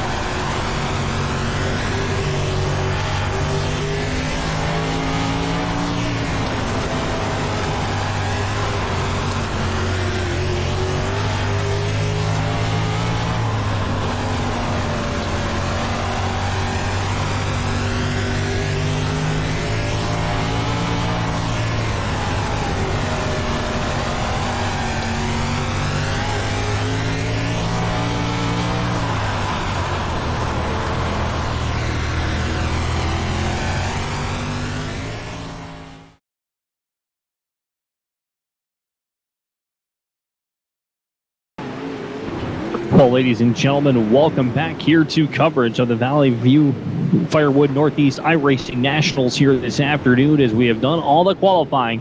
Just one more order of business to take care of, our 50-lap A main, and it's going to be a good one. We've seen some great racing so far, a lot of close quarter racing for these final positions, but I'm really curious to see who's going to be the top guy when this is all said and done. Well, we have an opportunity actually to talk to one of the racers that's been participating, Zach Daniels, who is an Airborne Speedway regular. He's in the room with us. And Zach, how's the experience been so far? So far, so good. Actually, pretty surprised to be in the top 6 qualified, that's for sure. Zach, tell me, how long have you been involved with iRacing? I want to say I started iRacing in 2015, I believe. So you've been running with iRacing for several years. Tell me about Lernerville and compare it to some of the other tracks that maybe you race on. Actually, when I first started this, I wasn't a fan at all. The pro late models and the track, but just practice, and it seems to be a lot better. Now, we've heard a lot about iRacing lately with the various platforms. It's made its way onto national television. Compare iRacing and how the track changes with iRacing to the way a real track might change over the course of a night. It's very, very similar. I mean, between like a 3-lap practice and then going back in to make a couple changes and then going back out, it's wicked big difference. Zach, talk a little bit about the feature event, what you expect, obviously starting in a good spot by walking in through time trials. Is there a strategy that you're going to go with? You're going to try to get to the front as quickly as you can? Do you use up the car if you do that? And how do you expect the track to change over the 50-lap feature? Well, as of right now, I can't get back in, so I don't even know if I'm going to be able to make the race. The internet went down, and I can't seem to get back in. So I'm hoping, if we do get back in, just to try to hold my own in the top 6 until I feel like I can go for the lead or something. All right, well, good to hear from you, Zach. We'll let you focus on that internet, and we hope to see you at our racetrack in the Northeast soon. Awesome. Sounds good, guys. Thanks. Thanks, Zach. So that was Zach Daniels, the driver of the number 30 machine. Hopefully we're going to see him out here in just a little bit at the connectivity issues, unfortunately. But, and it would stink if he can't get back in because he had a great run in his time trial, locking himself into the field before anything really got started. Just a minute left in the final hot lap session, the warm-up that they have before the main event. So drivers turning some of their final laps, trying to key in on the hot setup for the 50-lap main event. And even in watching some of the national broadcasts that feature iRacing, every once in a while you'll see a blip in a car on the screen. It might disappear for just a second. And that really deals with the reliability of the driver's internet service. And you heard Zach Daniels is having some trouble with his internet a little bit earlier, and they're working to get him reconnected so that he can participate in the main event. Hopefully that will be the case here as we get ready to go with this feature event. It's going to be an interesting one, as in this pre-race practice session. It was Herbison, the fastest overall, Jared Herbison, that is, with a 15:08.9. Bobby Hackle coming in second, who hasn't seen a lap in about an hour, give or take, coming in second with a 15:136. Loudon Reimer third, Colin Bocas fourth, Matthew Desjardins rounding out the top five. Dylan Zacharias was the 7th fastest driver in that session. Kevin Chafee was 6th quick. Hunter Bates, CJ LeVere, Dylan Rabtoy. Some familiar names in the top 10 that we see on a regular basis between yourself at Albany, Saratoga, and us at the Airborne Speedway. So it looks like the starting grid about to make its way up onto the screen as we get ready to go, ladies and gentlemen. As here it is, your starting lineup for this afternoon's Valley View Firewood Northeast iRacing Nationals here this afternoon. Up on the inside of the front row will be the driver of the number 16 machine out of Oldie, Pennsylvania. That's Loudon Remart. On the outside of him, the driver of the number 22 machine. That is Tim Hartman Jr. He'll start second. Starting third on the grid will be Jared Herbison in the 38. And on the outside, the 97 of Bobby Hackle. He'll start fourth. Fifth on the grid will be Josh Sund of the number 11 machine. Starting sixth, slated to go there, will be Zach Daniels in the 30. Then it'll be CJ LeVere, winner of heat race number 1 in spot number 7 in the 4 machine. On the outside, it'll be Peyton Talbot. He'll start 8th in the 114. Ninth on the grid, Matthew Desjardins will start in the 37 machine. On the outside, it'll be Kevin Chafee. He'll start 10th in the 73. Patrick Malte will start 11th in the 48 machine. On the outside, it'll be Dylan Zacharias in the 127. Adam Pearson will start 13th in the number 15. On the outside, it'll be Chris Herbison. He'll start 14th in the 63. Row number 8 will be Hunter Bates and Mike Mahaney, your 2 LCQ winners. We'll start 15th and 16th. Then it'll be Robert King in the 1, Dylan Rabtoy in the 122, Joey Ladasor in the 23, J.D. Haldane in the 83, Ed Patterson in the 27, Bo Reeves in the 00, Casey Durfee in the 14, and Colin Bocas, your final starter here in this evening's Valley View Firewood Northeast iRacing Nationals.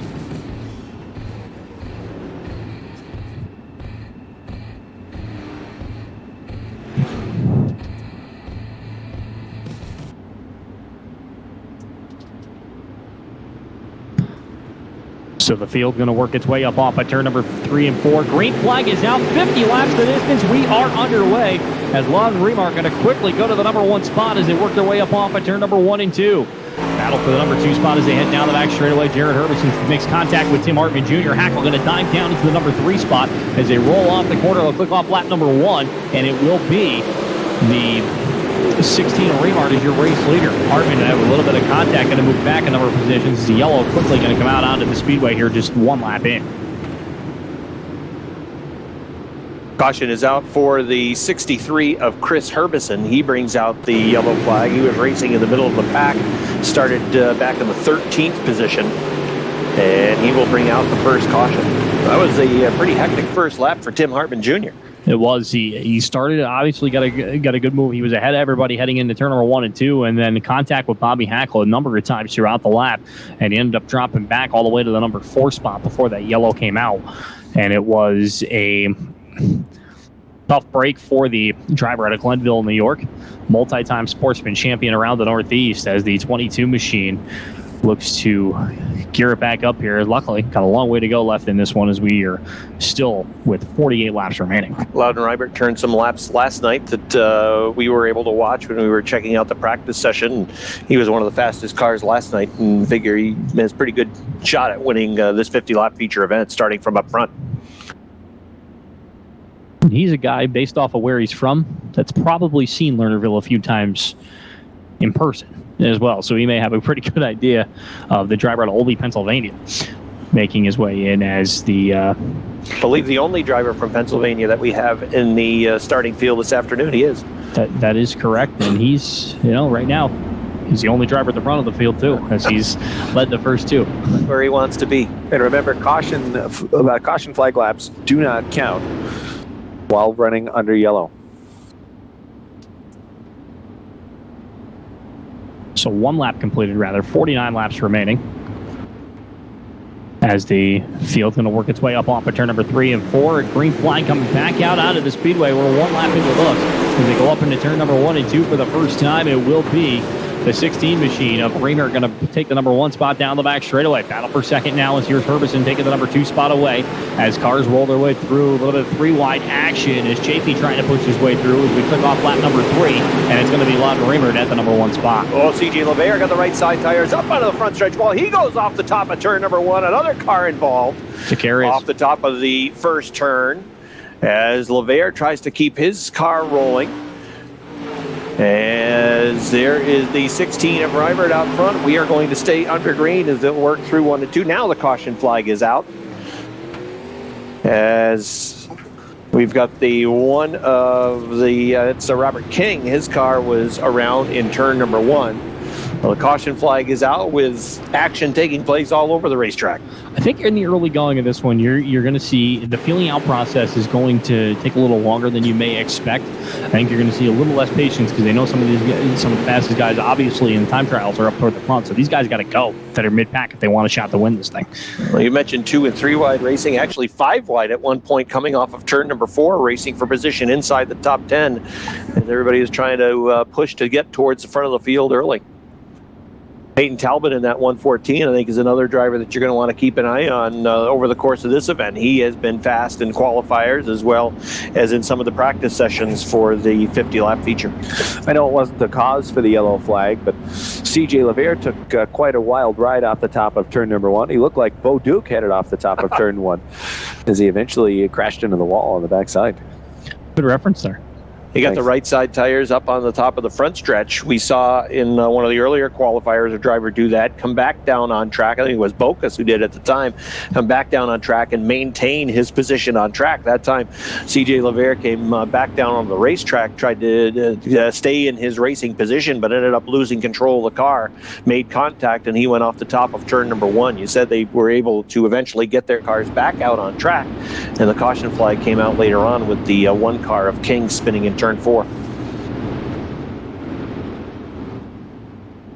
The 4 of LeVere is back in the garage area. Damage to his machine after that rough ride off the front stretch wall. Kind of not surprising as that was at the end of the day, I think the hard impact is probably going to be too much here for LeVere, as currently sits a lap down. We'll see if he makes it back out onto the racing surface before this is to get back going. Just Lights about are out on top of the pace track. Just about set to get back to green flag racing action. The 16, the 38 in the front row, they will set the pace, bring him back down to the green flag. So the field's going to work it down. It's going to be Loudon Reamer up at the front.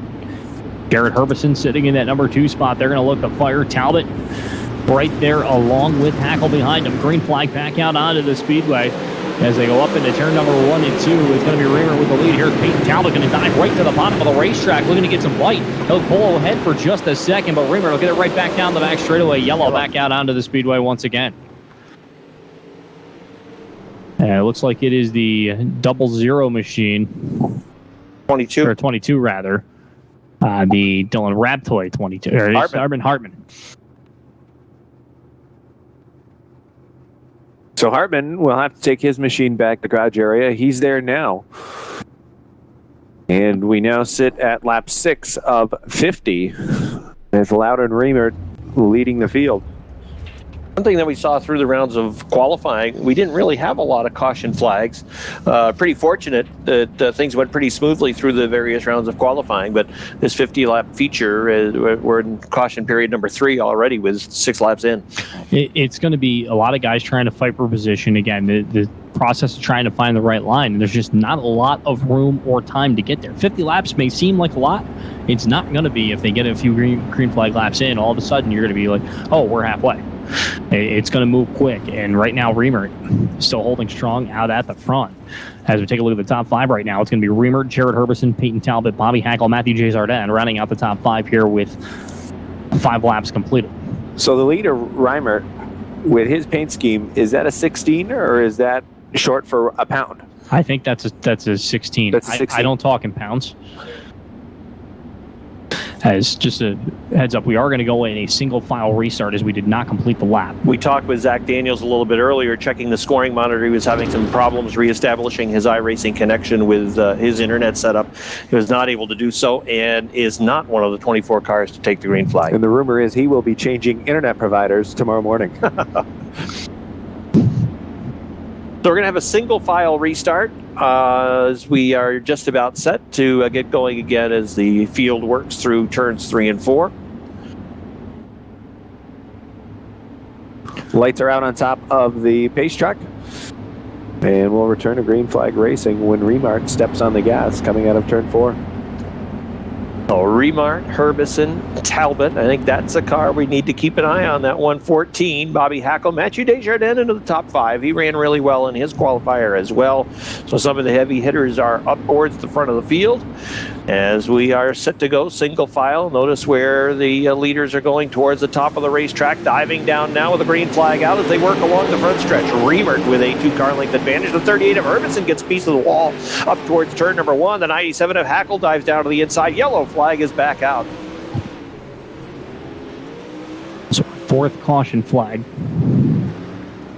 of the feature event. You're keeping track? Well, Rob said 3rd last time. Usually what comes after 3 is 4. Good listening. Now, what comes after 10s when you're counting up in money? 5s, 10s. Don't even throw that softball at me again, please. One night, I heard you. You were not there. No, I think I was, wasn't it? No, the night it originally happened. I haven't heard this story. What is this story? There was one night at Eva Destruction in Lebanon Valley. You know, we have a change booth at Albany, Saratoga. Yes, Same thing at Lebanon Valley, you know, but it's a $1 change booth. So I, of course, rolling off my math skills. You know, if you need to get your 5s, 10s, 15s. Oh yeah. Oh. The $15 bill was that was a joke for a while, actually. So I heard that story then at Albany, Saratoga over the PA. That must be what it was. It had to have been. I'm sure that's not the only time that's come up either. Oh, you are not the first or the last person to make that joke. My problem is, in Dan Martin, my partner down in Albany, Saratoga, I tell you the same thing. I have trouble when, in the lap counter, for some reason, when it's a 25-lap race, 17, when it's 17 on the board, I can't figure out if it's 8 or 6. I don't know why, I just struggle with it. Don't ask me why. Do you need somebody to hand you the cue cards up in the booth? I think an abacus will help me figure it out, though. That may help. Couple of machines that are back in the garage area. Chris Herbison, the 63, CJ LeVere, the number 4. Those cars back in the pits. Tim Hartman, who brought out one of the cautions, has returned. He is back out on track. Hartman, I believe, actually kind of getting lucky throughout that, as if he's back on the racetrack, he just made it in. Remember, the caution came right back out after, so he only had to stick in there. He got everything back together right away, so he's got a long way to go, but he's still on the lead lap here with just 6 laps completed.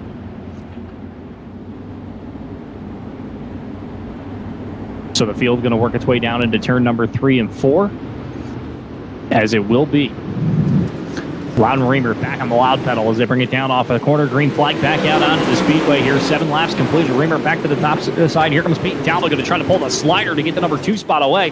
He'll sit right in front of Herbison and take the runner-up spot, but Bobby Hackle going to dive back down to the inside. He's going to look to throw a slider of his own up off of turn number 4, but it's Talbot holding on to that number 2 position. A great run so far as Reamer's still out in front. He got out to about 10 car lengths, but Peyton Talbot is now taking the number 2 spot away as they head down the backstretch. Bobby Hackle holding on strong to third as the field works its way down. It'll put 9 down on the board this time by Desjardins. Currently sits 4th, and rounding out your top 5 is Mike Mahaney coming all the way from the 16th starting position. Now we're seeing different lines being worked around the speedway as well. Most of the drivers working up towards the top side, but a couple of drivers, Hackle and Desjardins, were working through the middle. We're seeing some good racing action develop through the field. The 35 of Mike Mahaney, Mike just mentioned, into the top 5 for the first time. As going with him towards the front, Josh Sun in the number 11, Kevin Chafee in the 73, right now running in the 7th spot as they are running down the backstretch into turns 3 and 4. Out front still Loudon Reamer in the 16 machine. Peyton Talbot running in the 2nd spot. Talbot trying to chase him down and saw Talbot dive down to the inside of the 16.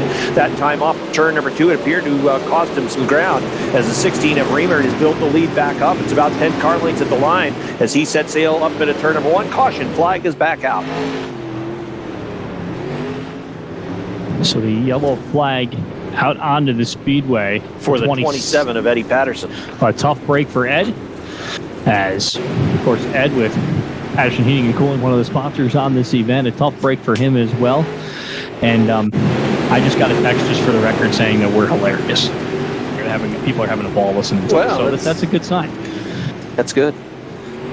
But remainder to caution here, 12 laps in the books, as Mike Mahaney right now, if this race were to end, would be the front runner for that Hard Charger Award, already picking up. Are you testing your math skills again? 11 positions so far. Well, let me check that for you. What's 16 minus 5? That's simple. That's 11. That's right. Okay, just checking. I know. That's how I figured it out. I want to thank all the folks that are working behind the scenes as well, working to get this event and put it all together. And we hope, Mike mentioned he received a text, and we want to thank all the folks that are tuning in to check out our broadcast of iRacing this afternoon. I hope you're having a good Sunday, and this certainly has been a fun event, something that I've enjoyed being able to do. It's not often that I get to announce from my recliner. No, definitely a lot of fun. And hey, when it's all said and done, I guarantee you last night you were probably feeling the same way, Rob. We felt like we had a place where we should have been. Yes. But it was weird not to be. But we're all hoping we can get there as soon as we can. We'll keep our fingers crossed, and certainly our thoughts with those families that have had people affected by the coronavirus, and certainly a difficult situation, and trying to deal with everything that has gone on in society and all the changes that we've all had to participate in. And we're looking forward to better days ahead. And speaking of better days ahead, the green flag is back out, and it is Reamer out front. So Reamer goes back to the number 1 spot. Here's Bobby Hackle trying to make a bid to the inside lane. He'll hold the number 3 spot as he's holding off Desjardins down the back straightaway. Here's Desjardins going to cross over down to the turn number 3 and 4. He's got that 37 machine wound up on the inside lane as the yellow comes out again on the speedway. So Desjardins and that Trump set machine rolling his way down on the inside lane, trying to make a bid on Hackle. That's 37 for those of you. I'm not taking my French here for a second, but so Desjardins trying to work his way into the top 3, but couldn't do it. Oh boy, I hate when you bring that smirk out, Robbie. But again, under caution here, 13 laps completed. A legendary Northeast promoter who would not put up with these yellow flags. Go ahead. TC. No, he would not. He would not tolerate these yellows. No, he as race director, he would be letting everybody know the fans deserve better. That's what he would be saying. But most of these cautions have been brought out middle and back of the pack. The drivers that are up front have really been doing a pretty good job making their way, the fast way around the speedway, really working towards the top side. But those drivers that are in the middle to the back, they're fighting, feeling as though they really have to get going to get to the front of the field.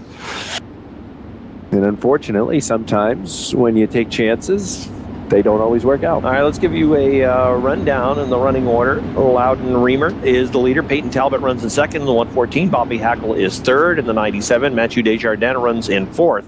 Fifth is Josh Sun in the number 11. Mike Mahaney running in the sixth spot now. Those two drivers flipping positions in that last green flag run exchange.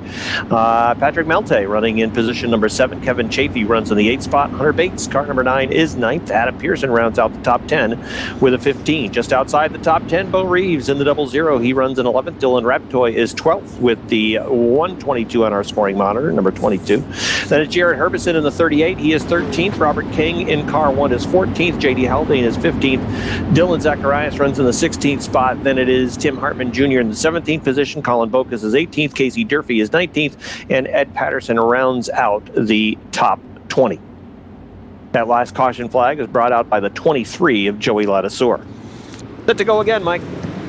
Green flag back out onto the speedway. Loudon Reamer going to work his way down into turn number 1 and 2. We'll go right back to the top side. Here's Hackle going to try to throw the slider for the race lead up off the corner. Can't do it. Gets tied up with Talbot. Hackle goes around, collects a number of cars down the back straightaway.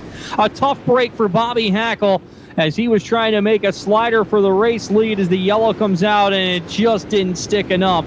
A tough break for the driver to Rensselaer, New York, as that brings out the caution once again. His momentum going right up in front of Peyton Talbot. Talbot could not get on the binders fast enough, and he got to the rear of the 97 and slid right up in front of the 114. The 114 of Talbot was able to keep going down the backstretch. But Hackle and a whole bunch of other cars getting collected off of turn number 2. Yeah, it seemed as though Talbot had pretty good momentum built up on top of the racetrack, and as you mentioned, just couldn't get on the binders quick enough as Hackle tried to pull that slide job, and unfortunately, he just found himself in, not a great spot as Talbot was coming with momentum up on top.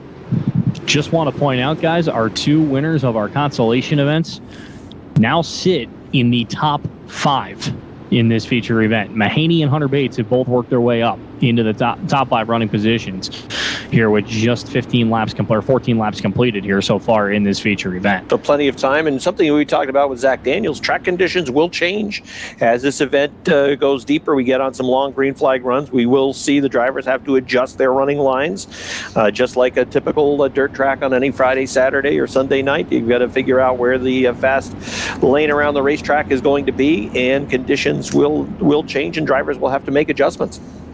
Without Zach Daniels in the race with his car disabled or his internet disabled, we should have brought him into the booth for some analysis on the track. Oh, we might have to have a censorship button. Not with Zach. Yes, with Zach.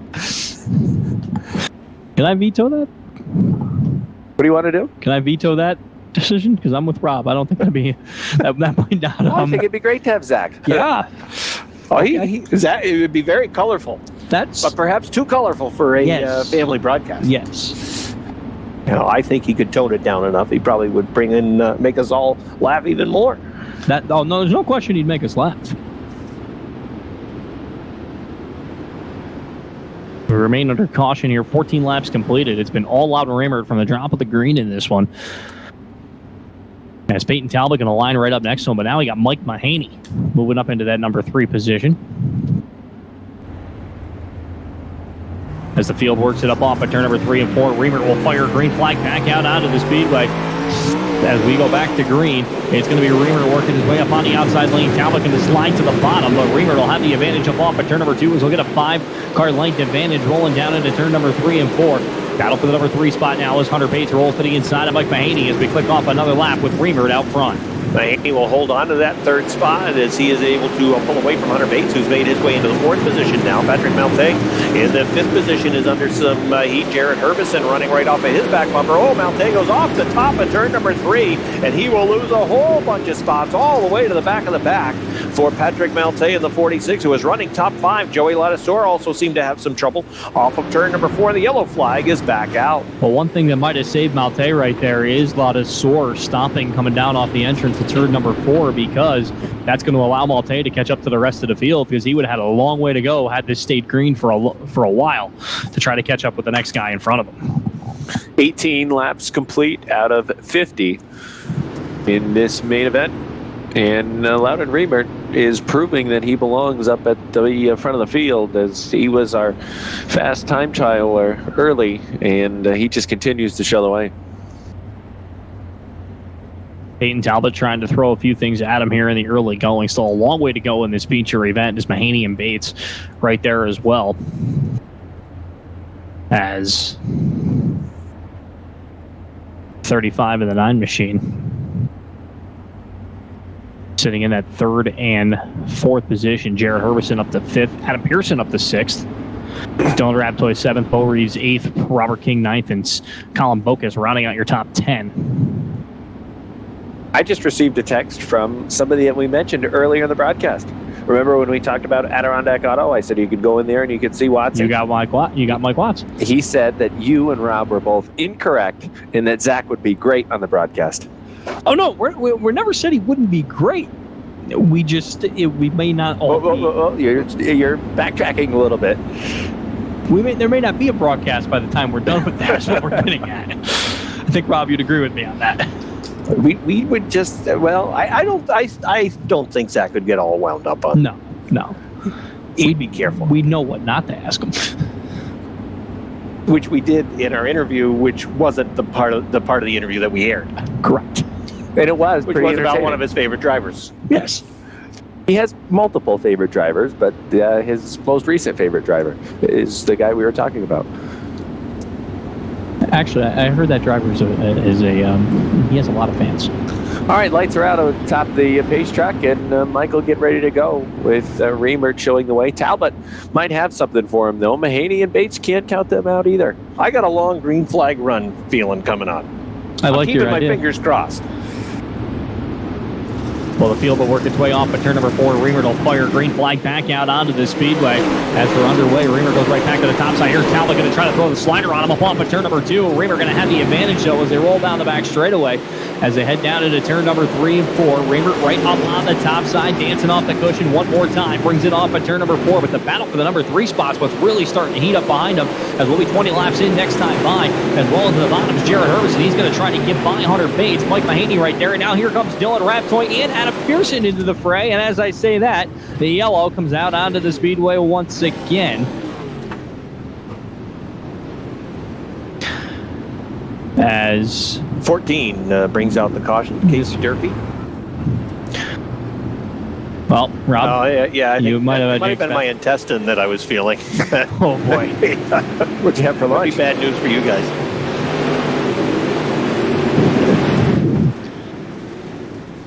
So the yellow out, you can see the damage on the Ed Patterson machine and the Durfee machine as well. You know, another thing that this experience has allowed you to do, practice your entering of the ferry boat and not driving into the side as you had to take the ferry to come over this afternoon. How was the lake on your way over? It was fine. Was It was it actually rough? beautiful. There's No, some no. wind It was actually beautiful. Actually, there is one thing that has surprised me about the broadcast. Up to this point, Robbie has not yet brought up your appetite.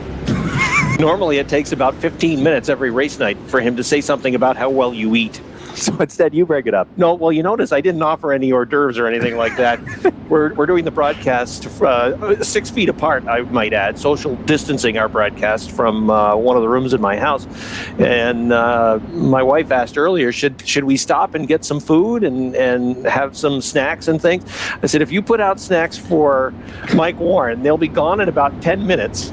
And there's we just can't bring enough snacks into the house to take care of Mike. So actually, I was surprised. I thought for sure you'd be hitting on his appetite right off the top of the broadcast, but you didn't bring it up.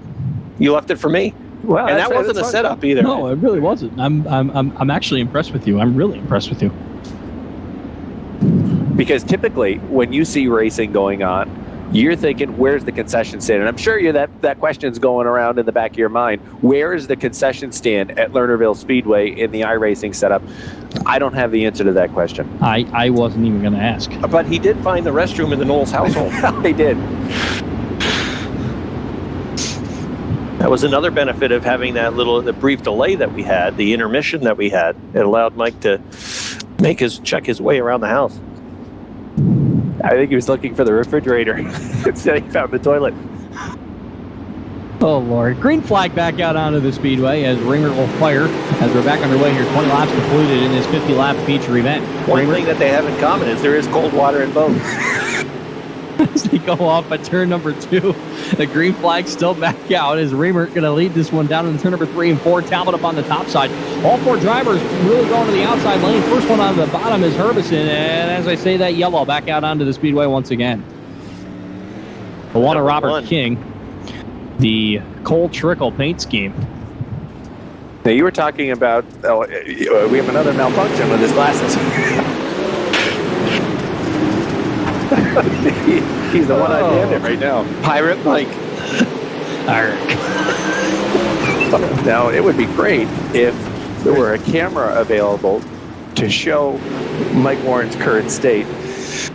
Now, going back to like February and March. Well, no, maybe not March, because when did the glasses first break, Mike? Back in February, right? November 30th. Oh my gosh! Now wait a minute. Even Christmas has happened in that time frame. No one in the family could help chip in. Maybe get you a nice Christmas present or new glass frames or something, Or perhaps heavier duty tape.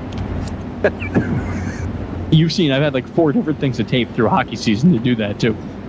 Yeah, but you keep using painter's tape, and I think by the time we're done here, when our broadcast is over, I'll get you a roll of duct tape, and that should do a better job of holding those glasses together. Well, I was using hockey stick tape for a while. I don't remember where that went. I've got a roll of that around the house too. That doesn't surprise More than me. one. He probably has more rolls of hockey tape in this house than playing in sports. Single file on the restart. Loudon Reimert has led every single lap. Kenny Marshall still has the yellow flag out. And not single just file. been corrected, guys. Yep. Loudon Reimert. We have been. Yes, it is Loudon Reimert. I was saying that at the start of the race, and you kept saying Reimert, and I went with that just to be consistent with you. I appreciate that. I made a mistake. It happens. The only one you didn't flow with him was Zacharias. Yes. What was he saying? Zacharias? Now, are you right on that, or I think so. But Are you? that wouldn't be the first time I'd be we've wrong. covered both Yes. names. One's right, one's wrong. Green flag back out onto the speedway as Loudon Reimert going to lead him up into turn number 1 and 2. Mahaney going to try to pull the slide job that time. Couldn't do it. Talbot going to come right back off the crossover as they bring him down the back straightaway. As they work down to turn number 3 and 4, and Bates just gets into the quarter panel of Mahaney, sending him up on the outside wall. Yellow out onto the speedway. Hunter Bates closing quickly in on the back bumper, the 35 of Mike Mahaney. We have Ed Patterson upside down, too. problems off of turn number 4, problems going into turn number 3, bringing out another caution. No, I'm not suggesting this, but I'm wondering, if you're upset with somebody in iRacing, can you go give them a shot into yellow? Are you sure? I'm You know? going to say you probably could, but it would probably be frowned upon. Oh, of course, just like on Saturday night, it would be frowned upon. But I'm just wondering if that's possible. You'll notice in watching the race as well, you can see the drivers and their hands moving inside the car and the iRacing vehicle as it goes around the racetrack. And that is very similar to what the drivers are actually doing inside their home, wherever their iRacing setup is, as they are working the wheel, in the steering wheel inside their house. So it looks like the field will come by. Reimert's still your race leader, and I do believe, well, by watching him pull out of line, Hunter Bates will be taking the trip to the rear of the field.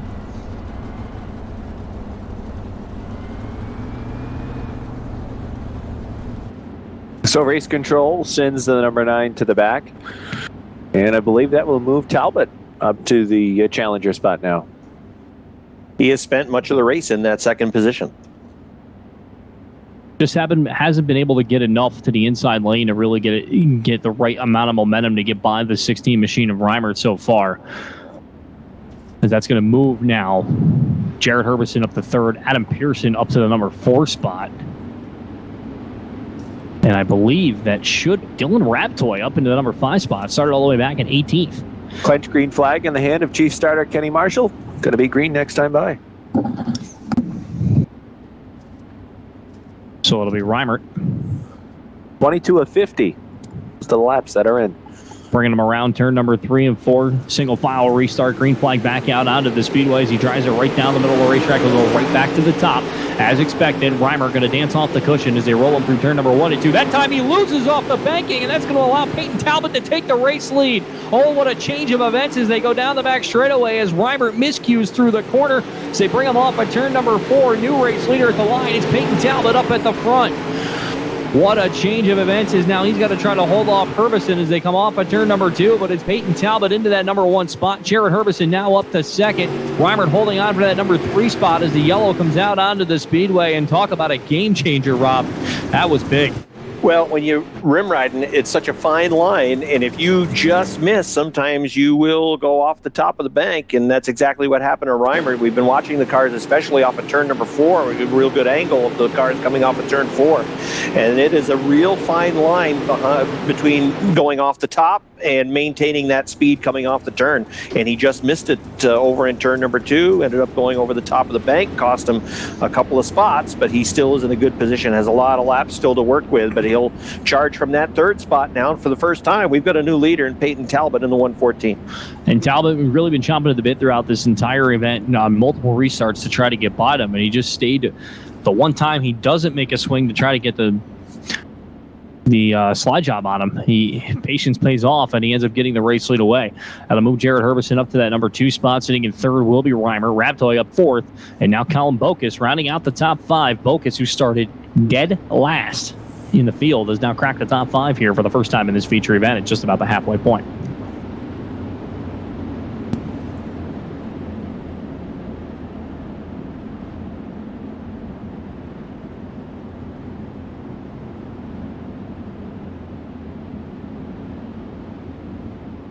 So the field on the back straightaway.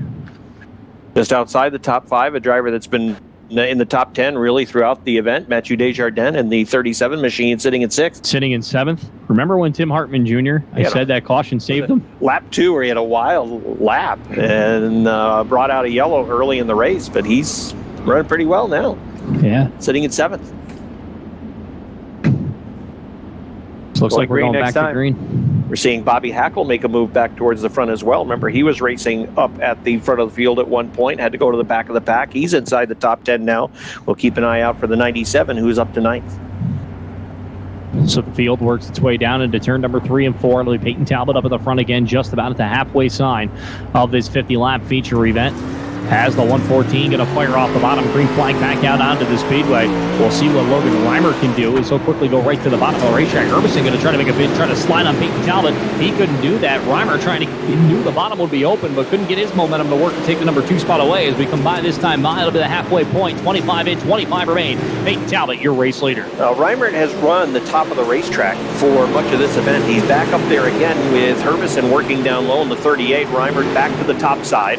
If the 38 pulls that same line through 1 and 2, I think he may be back in that 3rd position. But the 16 is closed onto the back bumper, the 38 of Jared Herbison, as they are separated by just a half car length. Now the 16 will dive back down to the inside. The 38 of Herbison keeps his momentum around the top. He'll hang on to that 2nd position. Again, it's the fast way around up on the top side through 1 and 2. And that's where they're working through 3 and 4 as well. Dylan Raptoy continues to run inside the top 5 with the 122. Colin Bokus in the 39 was able to get a spot. He's now in the 4th position. Peyton Talbot still out front. Yellow flag. Caution is back out on the speedway. So the caution for the 27 machine. Ed Patterson. Ed Patterson.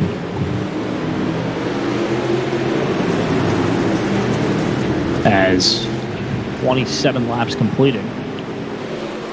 And Talbot's still your race leader. I don't think Loudon Reimert is as comfortable down on the inside of the racetrack with his machine as he was working on the outside. We saw him try it, Mike, a couple of times to see if he could pick up a spot, particularly off of turn number 2. Wasn't able to do so as he ended up going back towards the top side. Jared Herbison, running in that 2nd position, was not able to hang with Peyton Talbot. Talbot had opened it up. Comfortable advantage out front. Talbot's been fast the entire time, just trying to chase down Reimert, and the early going was the only thing really stopping him from having a good run out front. And now that he's got some clean air ahead of him, we'll see how he can, if he can hold them off, as I believe we have not seen the last of Loudon Reimert, though, before this one's all said and done. Still a lot of laps remaining. We're past the halfway point in this 50-lap feature event.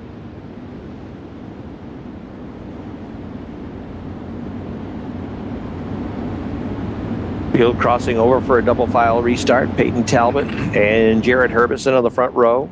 Loudon Reimert and Colin Bocus in row 2. Dylan Rabtoy and Mathieu Desjardins will be in row number 3. Tim Hartman Jr., Bobby Hackle in row number 4. Kevin Chafee and Josh Sun will restart inside the top 10. They'll be in row number 5. You know who was scheduled to participate in the event today, but did not make the call?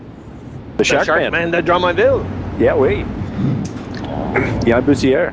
Wanted to see him. I hope he can get things going in the Shark Tank as well, just like us here, as soon as we get moving.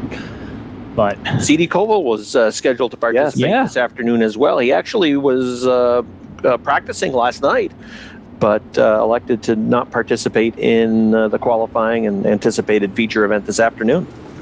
well, the field's going to work its way off at turn number 3 and 4. Green flag back out onto the speedway, and Talbot get a little bit of jump from the grass on the inside lane. He had his left front in there, so he's going to quickly go back to the outside. Here's Reimer making a bid for the number 2 spot up off at turn number 2. He's got the position away as they head down the backstretch. Yellow going to come out onto the speedway once again, and it'll be for the 83 machine of J.D. Haldane.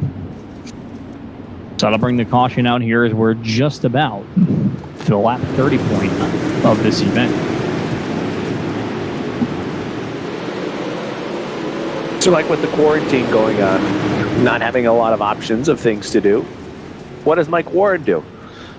For fun or for entertainment or for exercise? Didn't you just make a purchase? I did. A PlayStation purchase? Yes, I did. Now PS4. I mean, that's a huge purchase for you when you consider what the price of that is. Anything over $15 is a huge purchase. Usually That's 15? a huge purchase for Mike Warren. Was that 5-0 or 1-5? 1.5. So you're spending a lot of time on that? I mean, with the shift that you work, the odd hours, There's not much. there's not a lot of free time you have anyways. No. You work the graveyard, right? Yes, I do. Yeah, so The news never stops. no, it does not. But in the Green Mountain State, they're getting a little bit further ahead in terms of getting things going again than where the state of New York is right now. Turning the spigot a quarter turn every week, Yep. to quote the governor. Is it every Monday, Wednesday, and Friday that Phil Scott is on with his Yes. press conference? We always know what time he's going to go. 11:30. Yeah, no, 11. 11. Cuomo. Sometimes is Cuomo, Yeah. who knows? he can be all over the place. But sometimes those press conferences for Phil Scott, he takes a lot of the questions are called in, and those press conferences can take a long time. Yes, they can. longer than Cuomo's. Oh, yeah. So as we remain under caution here, You still didn't answer. I mean, you getting out and walking around. little You bit, can't go going to the gym anymore. I'm going on a run every once in a while, going on some hikes. Really? Yes. Where do you hike up and down the street or up and down a mountain? I've been a couple, I've found some trails What around about the area. grocery stores and other shopping places that are open in Vermont right now? Mask required? It's not required, but it's encouraged. Right. So it's been one of the things, like when I go to the grocery store, I put one on just, for everybody I else's was at the sake. grocery store this morning here in Plattsburgh. Every person in the store had one on. You have to, though, I believe, here. Yes. Anyway, green flag back out onto the speedway, and it's going to be the 114 machine of Peyton Talbot back at the front. Here's Reimer going to try to make a bid to the inside. Herbison also going to slide back, trying to get the number 2 spot away, but Reimer holds onto it as they head down the backstretch. Back under green flag conditions now as they head down into turn number 3 and 4. The 114 machine right up on the top side, but he's got Loudon Reimer coming right on his tail as they go up into turn number 1 and 2 once again. It's going to be the 114 still holding on to this one by about 5 car lengths. Bobby Hackle back into the top 5 as he rolls down the back straightaway in that number 4 position. As they come off at turn number 3 and 4, however, we'll put lap number 31 on the board as Yellow comes out onto the speedway again. I believe the 16 of Reimer jumped the cushion up in turns 3 and 4, and he's the reason for the yellow flag. I believe second time that he's jumped the cushion in the event. Yeah, previously it did not lead to a yellow flag coming out. But this time bringing out the caution, that'll send him to the rear of the field, and he has a lot of work to do now as he will have to charge from the back of the pack to contend for a win this afternoon. It's going to bring some other people up towards the front to challenge Peyton Talbot. Jarrett Herbison has been running up there just about all afternoon, but how about the job of Bobby Hackle, who's come from the back of the pack, running now up in the 3rd position in the 97. Mathieu Desjardins will be in the 4th spot, and Dylan Rabtoy will round out the top 5. So 30 laps completed, still 20 laps to go in this feature event.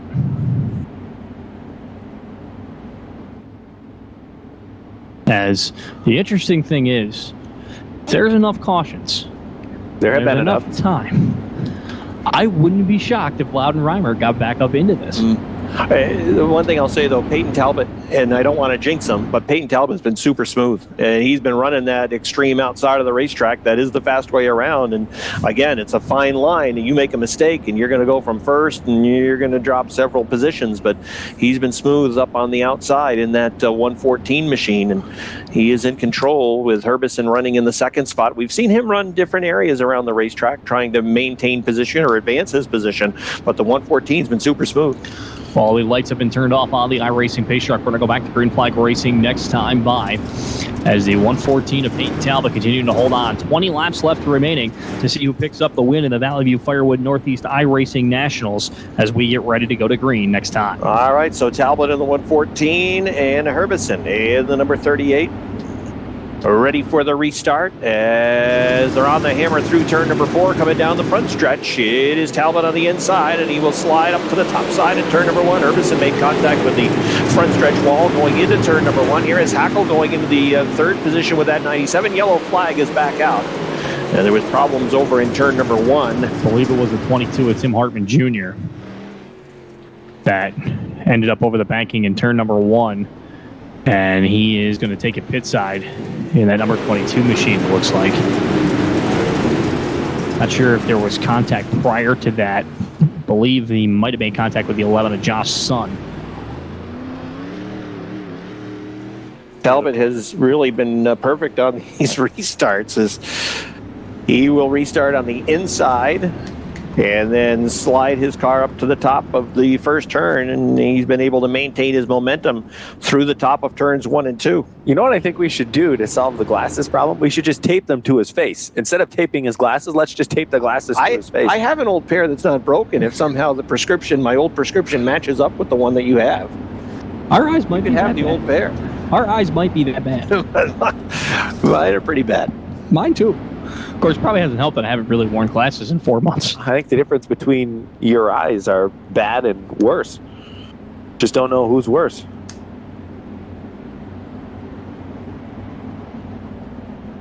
I think Fair Bobby question. Hackle's got a pretty good opportunity here. I The agree. way he is driven from the back of the pack into that third spot, I think he is going to have a card to play before this is all done. I think he's got things figured out, too, down on the bottom of the racetrack, and I think that's something that we don't see a lot of other drivers figuring out or dialing in, is that bottom of the racetrack. A number of drivers quickly go right up to the top, but I think we've seen Hackle have the opportunity to go down and make some passes as well. You're going to have the bottom figured out because Peyton Talbot's not giving up the top. No, and that's the thing. Hackle, though, very experienced, especially on tracks that have changed throughout the night. Of course, Hackle right now a regular at the Albany Saratoga Speedway in the big block division, also runs Sportsman at various tracks across the Northeast. Former Sportsman champion at Albany Saratoga, as well as the 97 machine, really trying to make a move here in the late stages, try to get to this number 1 position. Matthew Desjardins holding on to 4th, and we haven't mentioned him too much because he's kind of stayed in the same spot, but Dylan Reptoy is having a really good run here. Yeah, we were talking last night. Dylan has put a lot. He's fairly new to iRacing, and he's put a lot of hours in trying to tune in his car so that he could turn in a performance like we've seen this afternoon. Single file on the restart. The green flag is back out. Peyton Talbot will go topside. There goes Herbison way down low to the inside of 1 and 2. Slide job. He had the lead. With a 4-114, and Talbot moves back to the inside, and here comes Hackle. Hackle's going to dive down to the inside of 3 and 4. 3 cars battling for the lead now off of turn number 4. Talbot will hang on. 2 car lengths at the line. Herbison runs in the second spot. Bobby Hackle running in third. Talbot back where he wants to be on the outside as they'll work down the backstretch towards 3 and 4. Herbison running in second. Hackle pulling up onto his back bumper. The 114 of Talbot comfortable now by about 5 car lengths at the line as he's back where he is running smooth on the outside. We see another car that's trying to work down low. That's Dylan Raptoy in the number 22. He's racing with Josh Sun for position, trying to battle for that 5th spot as they work off of turn number 4. Down the front stretch, it's still Peyton Talbot in control. They move up into turn number 1 and 2. Once again, Josh Sun holding on to that number 5 spot now as they roll through the corner. Bobby Hackle trying to run down the 38 and the 114 machine. About a half a second separating your leader and second place man, Jared Herbison, right now, as Peyton Talbot continues to lead this one. She rolls it down on the outside lane one more time. The 38 machine trying to scrub off some speed. That time gets caught up right off the outside of the banking. That allows Hackle to make a move down to the inside. He'll take the runner-up spot away, slide up in front of him. Herbison going to come back off the crossover. They're wheel-to-wheel for the number 2 spot coming down the front straightaway, and it's going to be the 97 machine holding on. Herbison going to get him right back as he rolls back up to the top side. Here's Hackle going to come right back with momentum on the inside lane. These two going at it as Hackle going to try to pull the slider up off of turn number 2. That time, here's the crossover from Herbison. Great side-by-side battle, but as this is all happening, it's allowing Peyton Talbot to get away, as that time he taking a 2-second lead on the rest of the field. So this battle's still holding on here as Hackle gives a shot in the back bumper of Herbison that time. They'll roll down into turn number 3 and 4. Herbison on the top side. Hackle, that's the line he wants as they come off the corner here this time with just 10 laps left remaining here in this feature event. Sun still sits in 4th, Desjardins 5th as we close in the final stages of this one, but it's all Peyton Talbot out front. He's got a 2-second lead over Jared Herbison here with 10 laps left to go. Josh Sun inside the top 5 now, running in that 4th position, but how about the battle that took place between Herbison and Hackle for that 2nd spot? Credit to Jared Herbison. It looked like he was going to have to surrender that 2nd position to Bobby Hackle, but they went back and forth for 2 or 3 laps as a yellow flag is back out, caution flag on the speedway. And the yellow is for the Joey Ladasor 23 car. He was running outside the top 10. He was in the 13th position before he brought out that yellow. So 10 laps left remaining here in this feature event, as the field will line back up. Peyton Talbot has been your leader for a while here in this event now, as he puts Jared Herbison right on his back bumper. You know, great side-by-side battle between Herbison and Hackle, but the problem was, while they're fighting for position, it just allowed Talbot to running away. Run away and hide. Yeah, he had opened it up. He did not want to see that caution flag come out because he had really built his largest lead of the race with the racing between Herbison and Hackle. And again, I think for about 3 laps there, some of the best racing that we've seen for position in this main event. Oh, absolutely. And, you know, a couple of nice slide jobs through the corner, and Herbison doing a great job on the crossover moves and the comeback and really making it interesting here in the closing stages. But we get ready to go. All right, let's give you the top 10. Peyton Talbot, the race leader. Jarrett Herbison running in 2nd. Bobby Hackle is 3rd. Josh Sun runs in 4th. Kevin Chafee runs in position number 5. Mathieu Desjardins runs in position number 6. Loudon Reimert is up to 7th. We'll still keep him in mind as he tries to charge back to the front of the field. Dylan Raptoy has slipped a bit. He's back in the 8th spot now. Colin Bocus runs in position number 9, and Patrick Melte runs in position number 10. He will round out the top 10 in the running order. Just outside the top 10, Robert King, J.D. Haldane, and Casey Durfee. Those cars still out on track. 13 cars on the racetrack. Well, Loudon Reimert just found out 2nd-generation driver, the son of Sean Reimert, who's a big 358 star down in Grandview. So, a couple 2nd-generation guys here in action as we go back to green flag racing here. 10 laps left to go, as it's going to be the 114 of Peyton Talbot rolling it up into turn number 1 and 2. He'll drop it up on the outside lane. Here's Hackle coming back for the number 2 spot, trying to pull the slide job. This time, here's Herbison back to the inside. He'll take the runner-up spot back away. We'll roll down into turn number 3 and 4. The 97 machine trying to pull right up on the back bumper as they come off of turn number 4 that time, but Herbison takes advantage. Talbot out by about a half a second right away through this one. Is now Reimert going to pull ahead of Mathieu Desjardins. He's looking to re-crack the top 5 here and set his sights on Kevin Chafee here in the closing stages of this feature event. They roll their way up on the top side this time as they'll come by this time to click off lap number 43. There'll be 6 to go next time by as the 114 machine continues to open up the deficit now more than a second here as there'll be 6 laps left remaining this time. All Peyton Talbot out in front. The advantage about 1 second now. Jared Herbison trailing Peyton Talbot. So Talbot is building the lead. We see Herbison working down low off of turn number 2. He'll work back up towards the top in the middle of the backstretch and run that through turns 3 and 4, trying to find the fastest way around the speedway and chase down Peyton Talbot. But Talbot continues to grow the lead. It's over a second as they both work off of 1 and 2. Bobby Hackle continues to run in third. Josh Sun is fourth. Kevin Chafee running in the fifth position. Loudon Reimert is trying to take that spot away as they'll work through turns 3 and 4. Reimert's going to go to fifth with the number 16 machine as he will set his sights on Josh Sun. Does he have enough time to get back towards the front with the sand starting to run out of the hourglass? Reimert back into the top 5 as he is closing in on the back bumper of Josh Sun. They'll race for position off of turn number 4. Sun in fourth, and Reimert's going to dive down into 1 and 2. Reimer going to try to take the position away on Sun. Sun going to cross him right back over there, wheel to wheel for position here as we head to the closing stages of this feature event. Out front, though, Peyton Talbot gets the popsicle sticks this time. 2 laps to go for the 114 machine as he'll work it up off at turn number 2, and he'll bring it down the back straightaway. Talbot, the driver, hailing out of Gilbertsville, New York, regular at the Utica Rome Speedway. We'll see the white flag this time by. 1 lap left to go for Talbot. He'll work it up into turn number 1 and 2. He's opened it up to about 1.5 seconds as they head down the back straightaway. Final time off the corner, as it will be Peyton Talbot picking up the win in the Valley View Firewood Northeast iRacing National. So congratulations to Talbot. Herbison going to come across the line second. Bobby Hackle third. Loudon Reimert fourth. And Josh Sun will round out the top 5.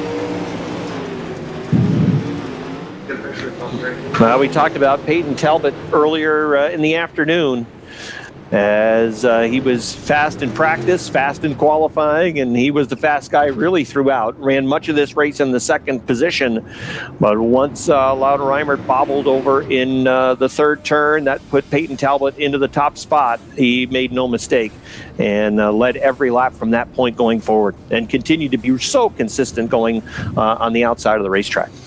So Talbot going to pull into victory lane out here on the front straightaway. As congratulations to him, picking up a big win here tonight.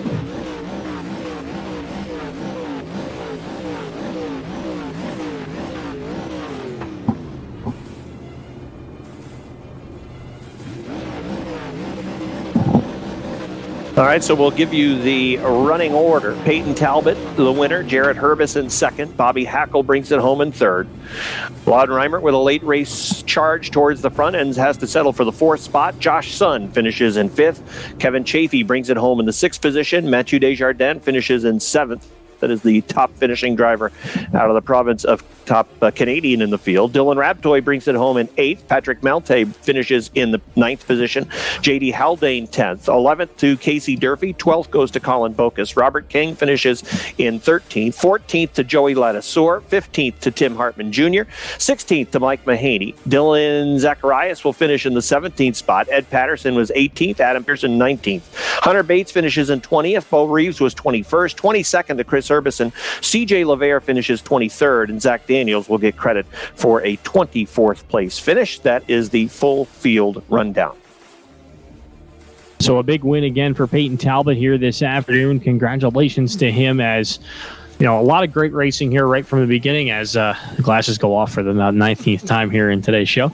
But, just some great battling from top to bottom, as Talbot was the man to beat today. I would have liked to see what would have happened if Reimert hadn't jumped the cushion a couple of times, but it was Talbot. Yeah, I think the biggest difference was Talbot was more consistent running that top line. As Rob mentioned earlier, it's such a fine line when you run the cushion and up on top. And just a fine job by Talbot to hit his marks every time through the corner. Thought overall Reimert maybe had the faster car in the race, but Talbot was more consistent, and sometimes that consistency pays off over the course of the event. It does, and that's the case for him, as the 114 will be taking home the prize here this afternoon. As we want to thank the iRacing folks that have been helping us as well. I want to thank Roger and Al and Paul, who has been to our right throughout this event. We thank them for their help and guidance, as this is the first time that we've worked with the iRacing platform. It was a lot of fun this afternoon. Definitely a lot of fun. Just like being back in the booth. You give Robbie a microphone, and usually I'm about 5 seconds away from having some sort of comment going my way. Some things never change. I thought I was pretty mild today. You were actually. I didn't bring up the food. No, you did. Just a ferry boat. It was a matter of time. I just figured I'd get it out of the way. I appreciate that. Don't drag it on any longer. But we do have some sponsors we want to thank once again for helping putting this together this afternoon. Of course, our good friends from Bigor Supply, Adirondack Auto, Adirondack Siding, Hanson Starter Shop, Upstate Racing League, Direct Import Vehicles, Patterson Heating, Valley View Firewood, Knight Auto, and KC Photo and Video. So once again, we'd like to thank all of them for this afternoon. It was a great afternoon of racing here for this Valley View Firewood Northeast iRacing Nationals. Anything you guys got to add before we close it up? I think it was a good opportunity for a number of people to tune in and watch some racing. Obviously, we'd love to be watching racing on Friday night, Saturday night, and Sundays as well at the racetracks. But for now, this is what's going to have to do. And, again, just have to be patient and not really be selfish and say we need to get to the racetrack right now, because obviously there are more important things that need to get taken care of first. There are several other local businesses that are in the same position that racetracks are in as well, and obviously just have to abide by the rules, and when it's deemed safe to get back to racing, we'll get back to racing and enjoy our weekend sport that we've loved for a number of years, and we'll get to see some of the touring series as well get fired up as they'll begin traveling throughout the Northeast, and that's something that a lot of people will look forward to. I think it's important that we just continue to follow the practices that have been put in place for us in society. And if we do our part now, hopefully we'll get to the end of this sooner rather than later. And like we said, we'll all be back at the places that we look forward to being and seeing I think that's the one thing. There's so many people. You think about the racing community and the families and the non-family members that you see at the racetrack who become almost a part of your racing family when you see them, whether it be Friday, Saturday, or Sunday at the racetrack. And we're certainly missing those people and looking forward to a chance when we can see them all again. But certainly when we eventually do return to the racetrack, there will be some changes that we'll all have to get accustomed to. And we hope that day is sooner rather than later, but we all have to keep doing our part and try to get through all of this as best we can. Yes, it is. So we want to thank everybody again, all the iRacing folks, for helping us out this afternoon with this and putting this together, and all of our fine sponsors. And we thank all of you fans for tuning in here once again. I hope everybody has a great day, and thank you for joining us for this afternoon's broadcast of the Valley View Firewood Northeast iRacing Nationals.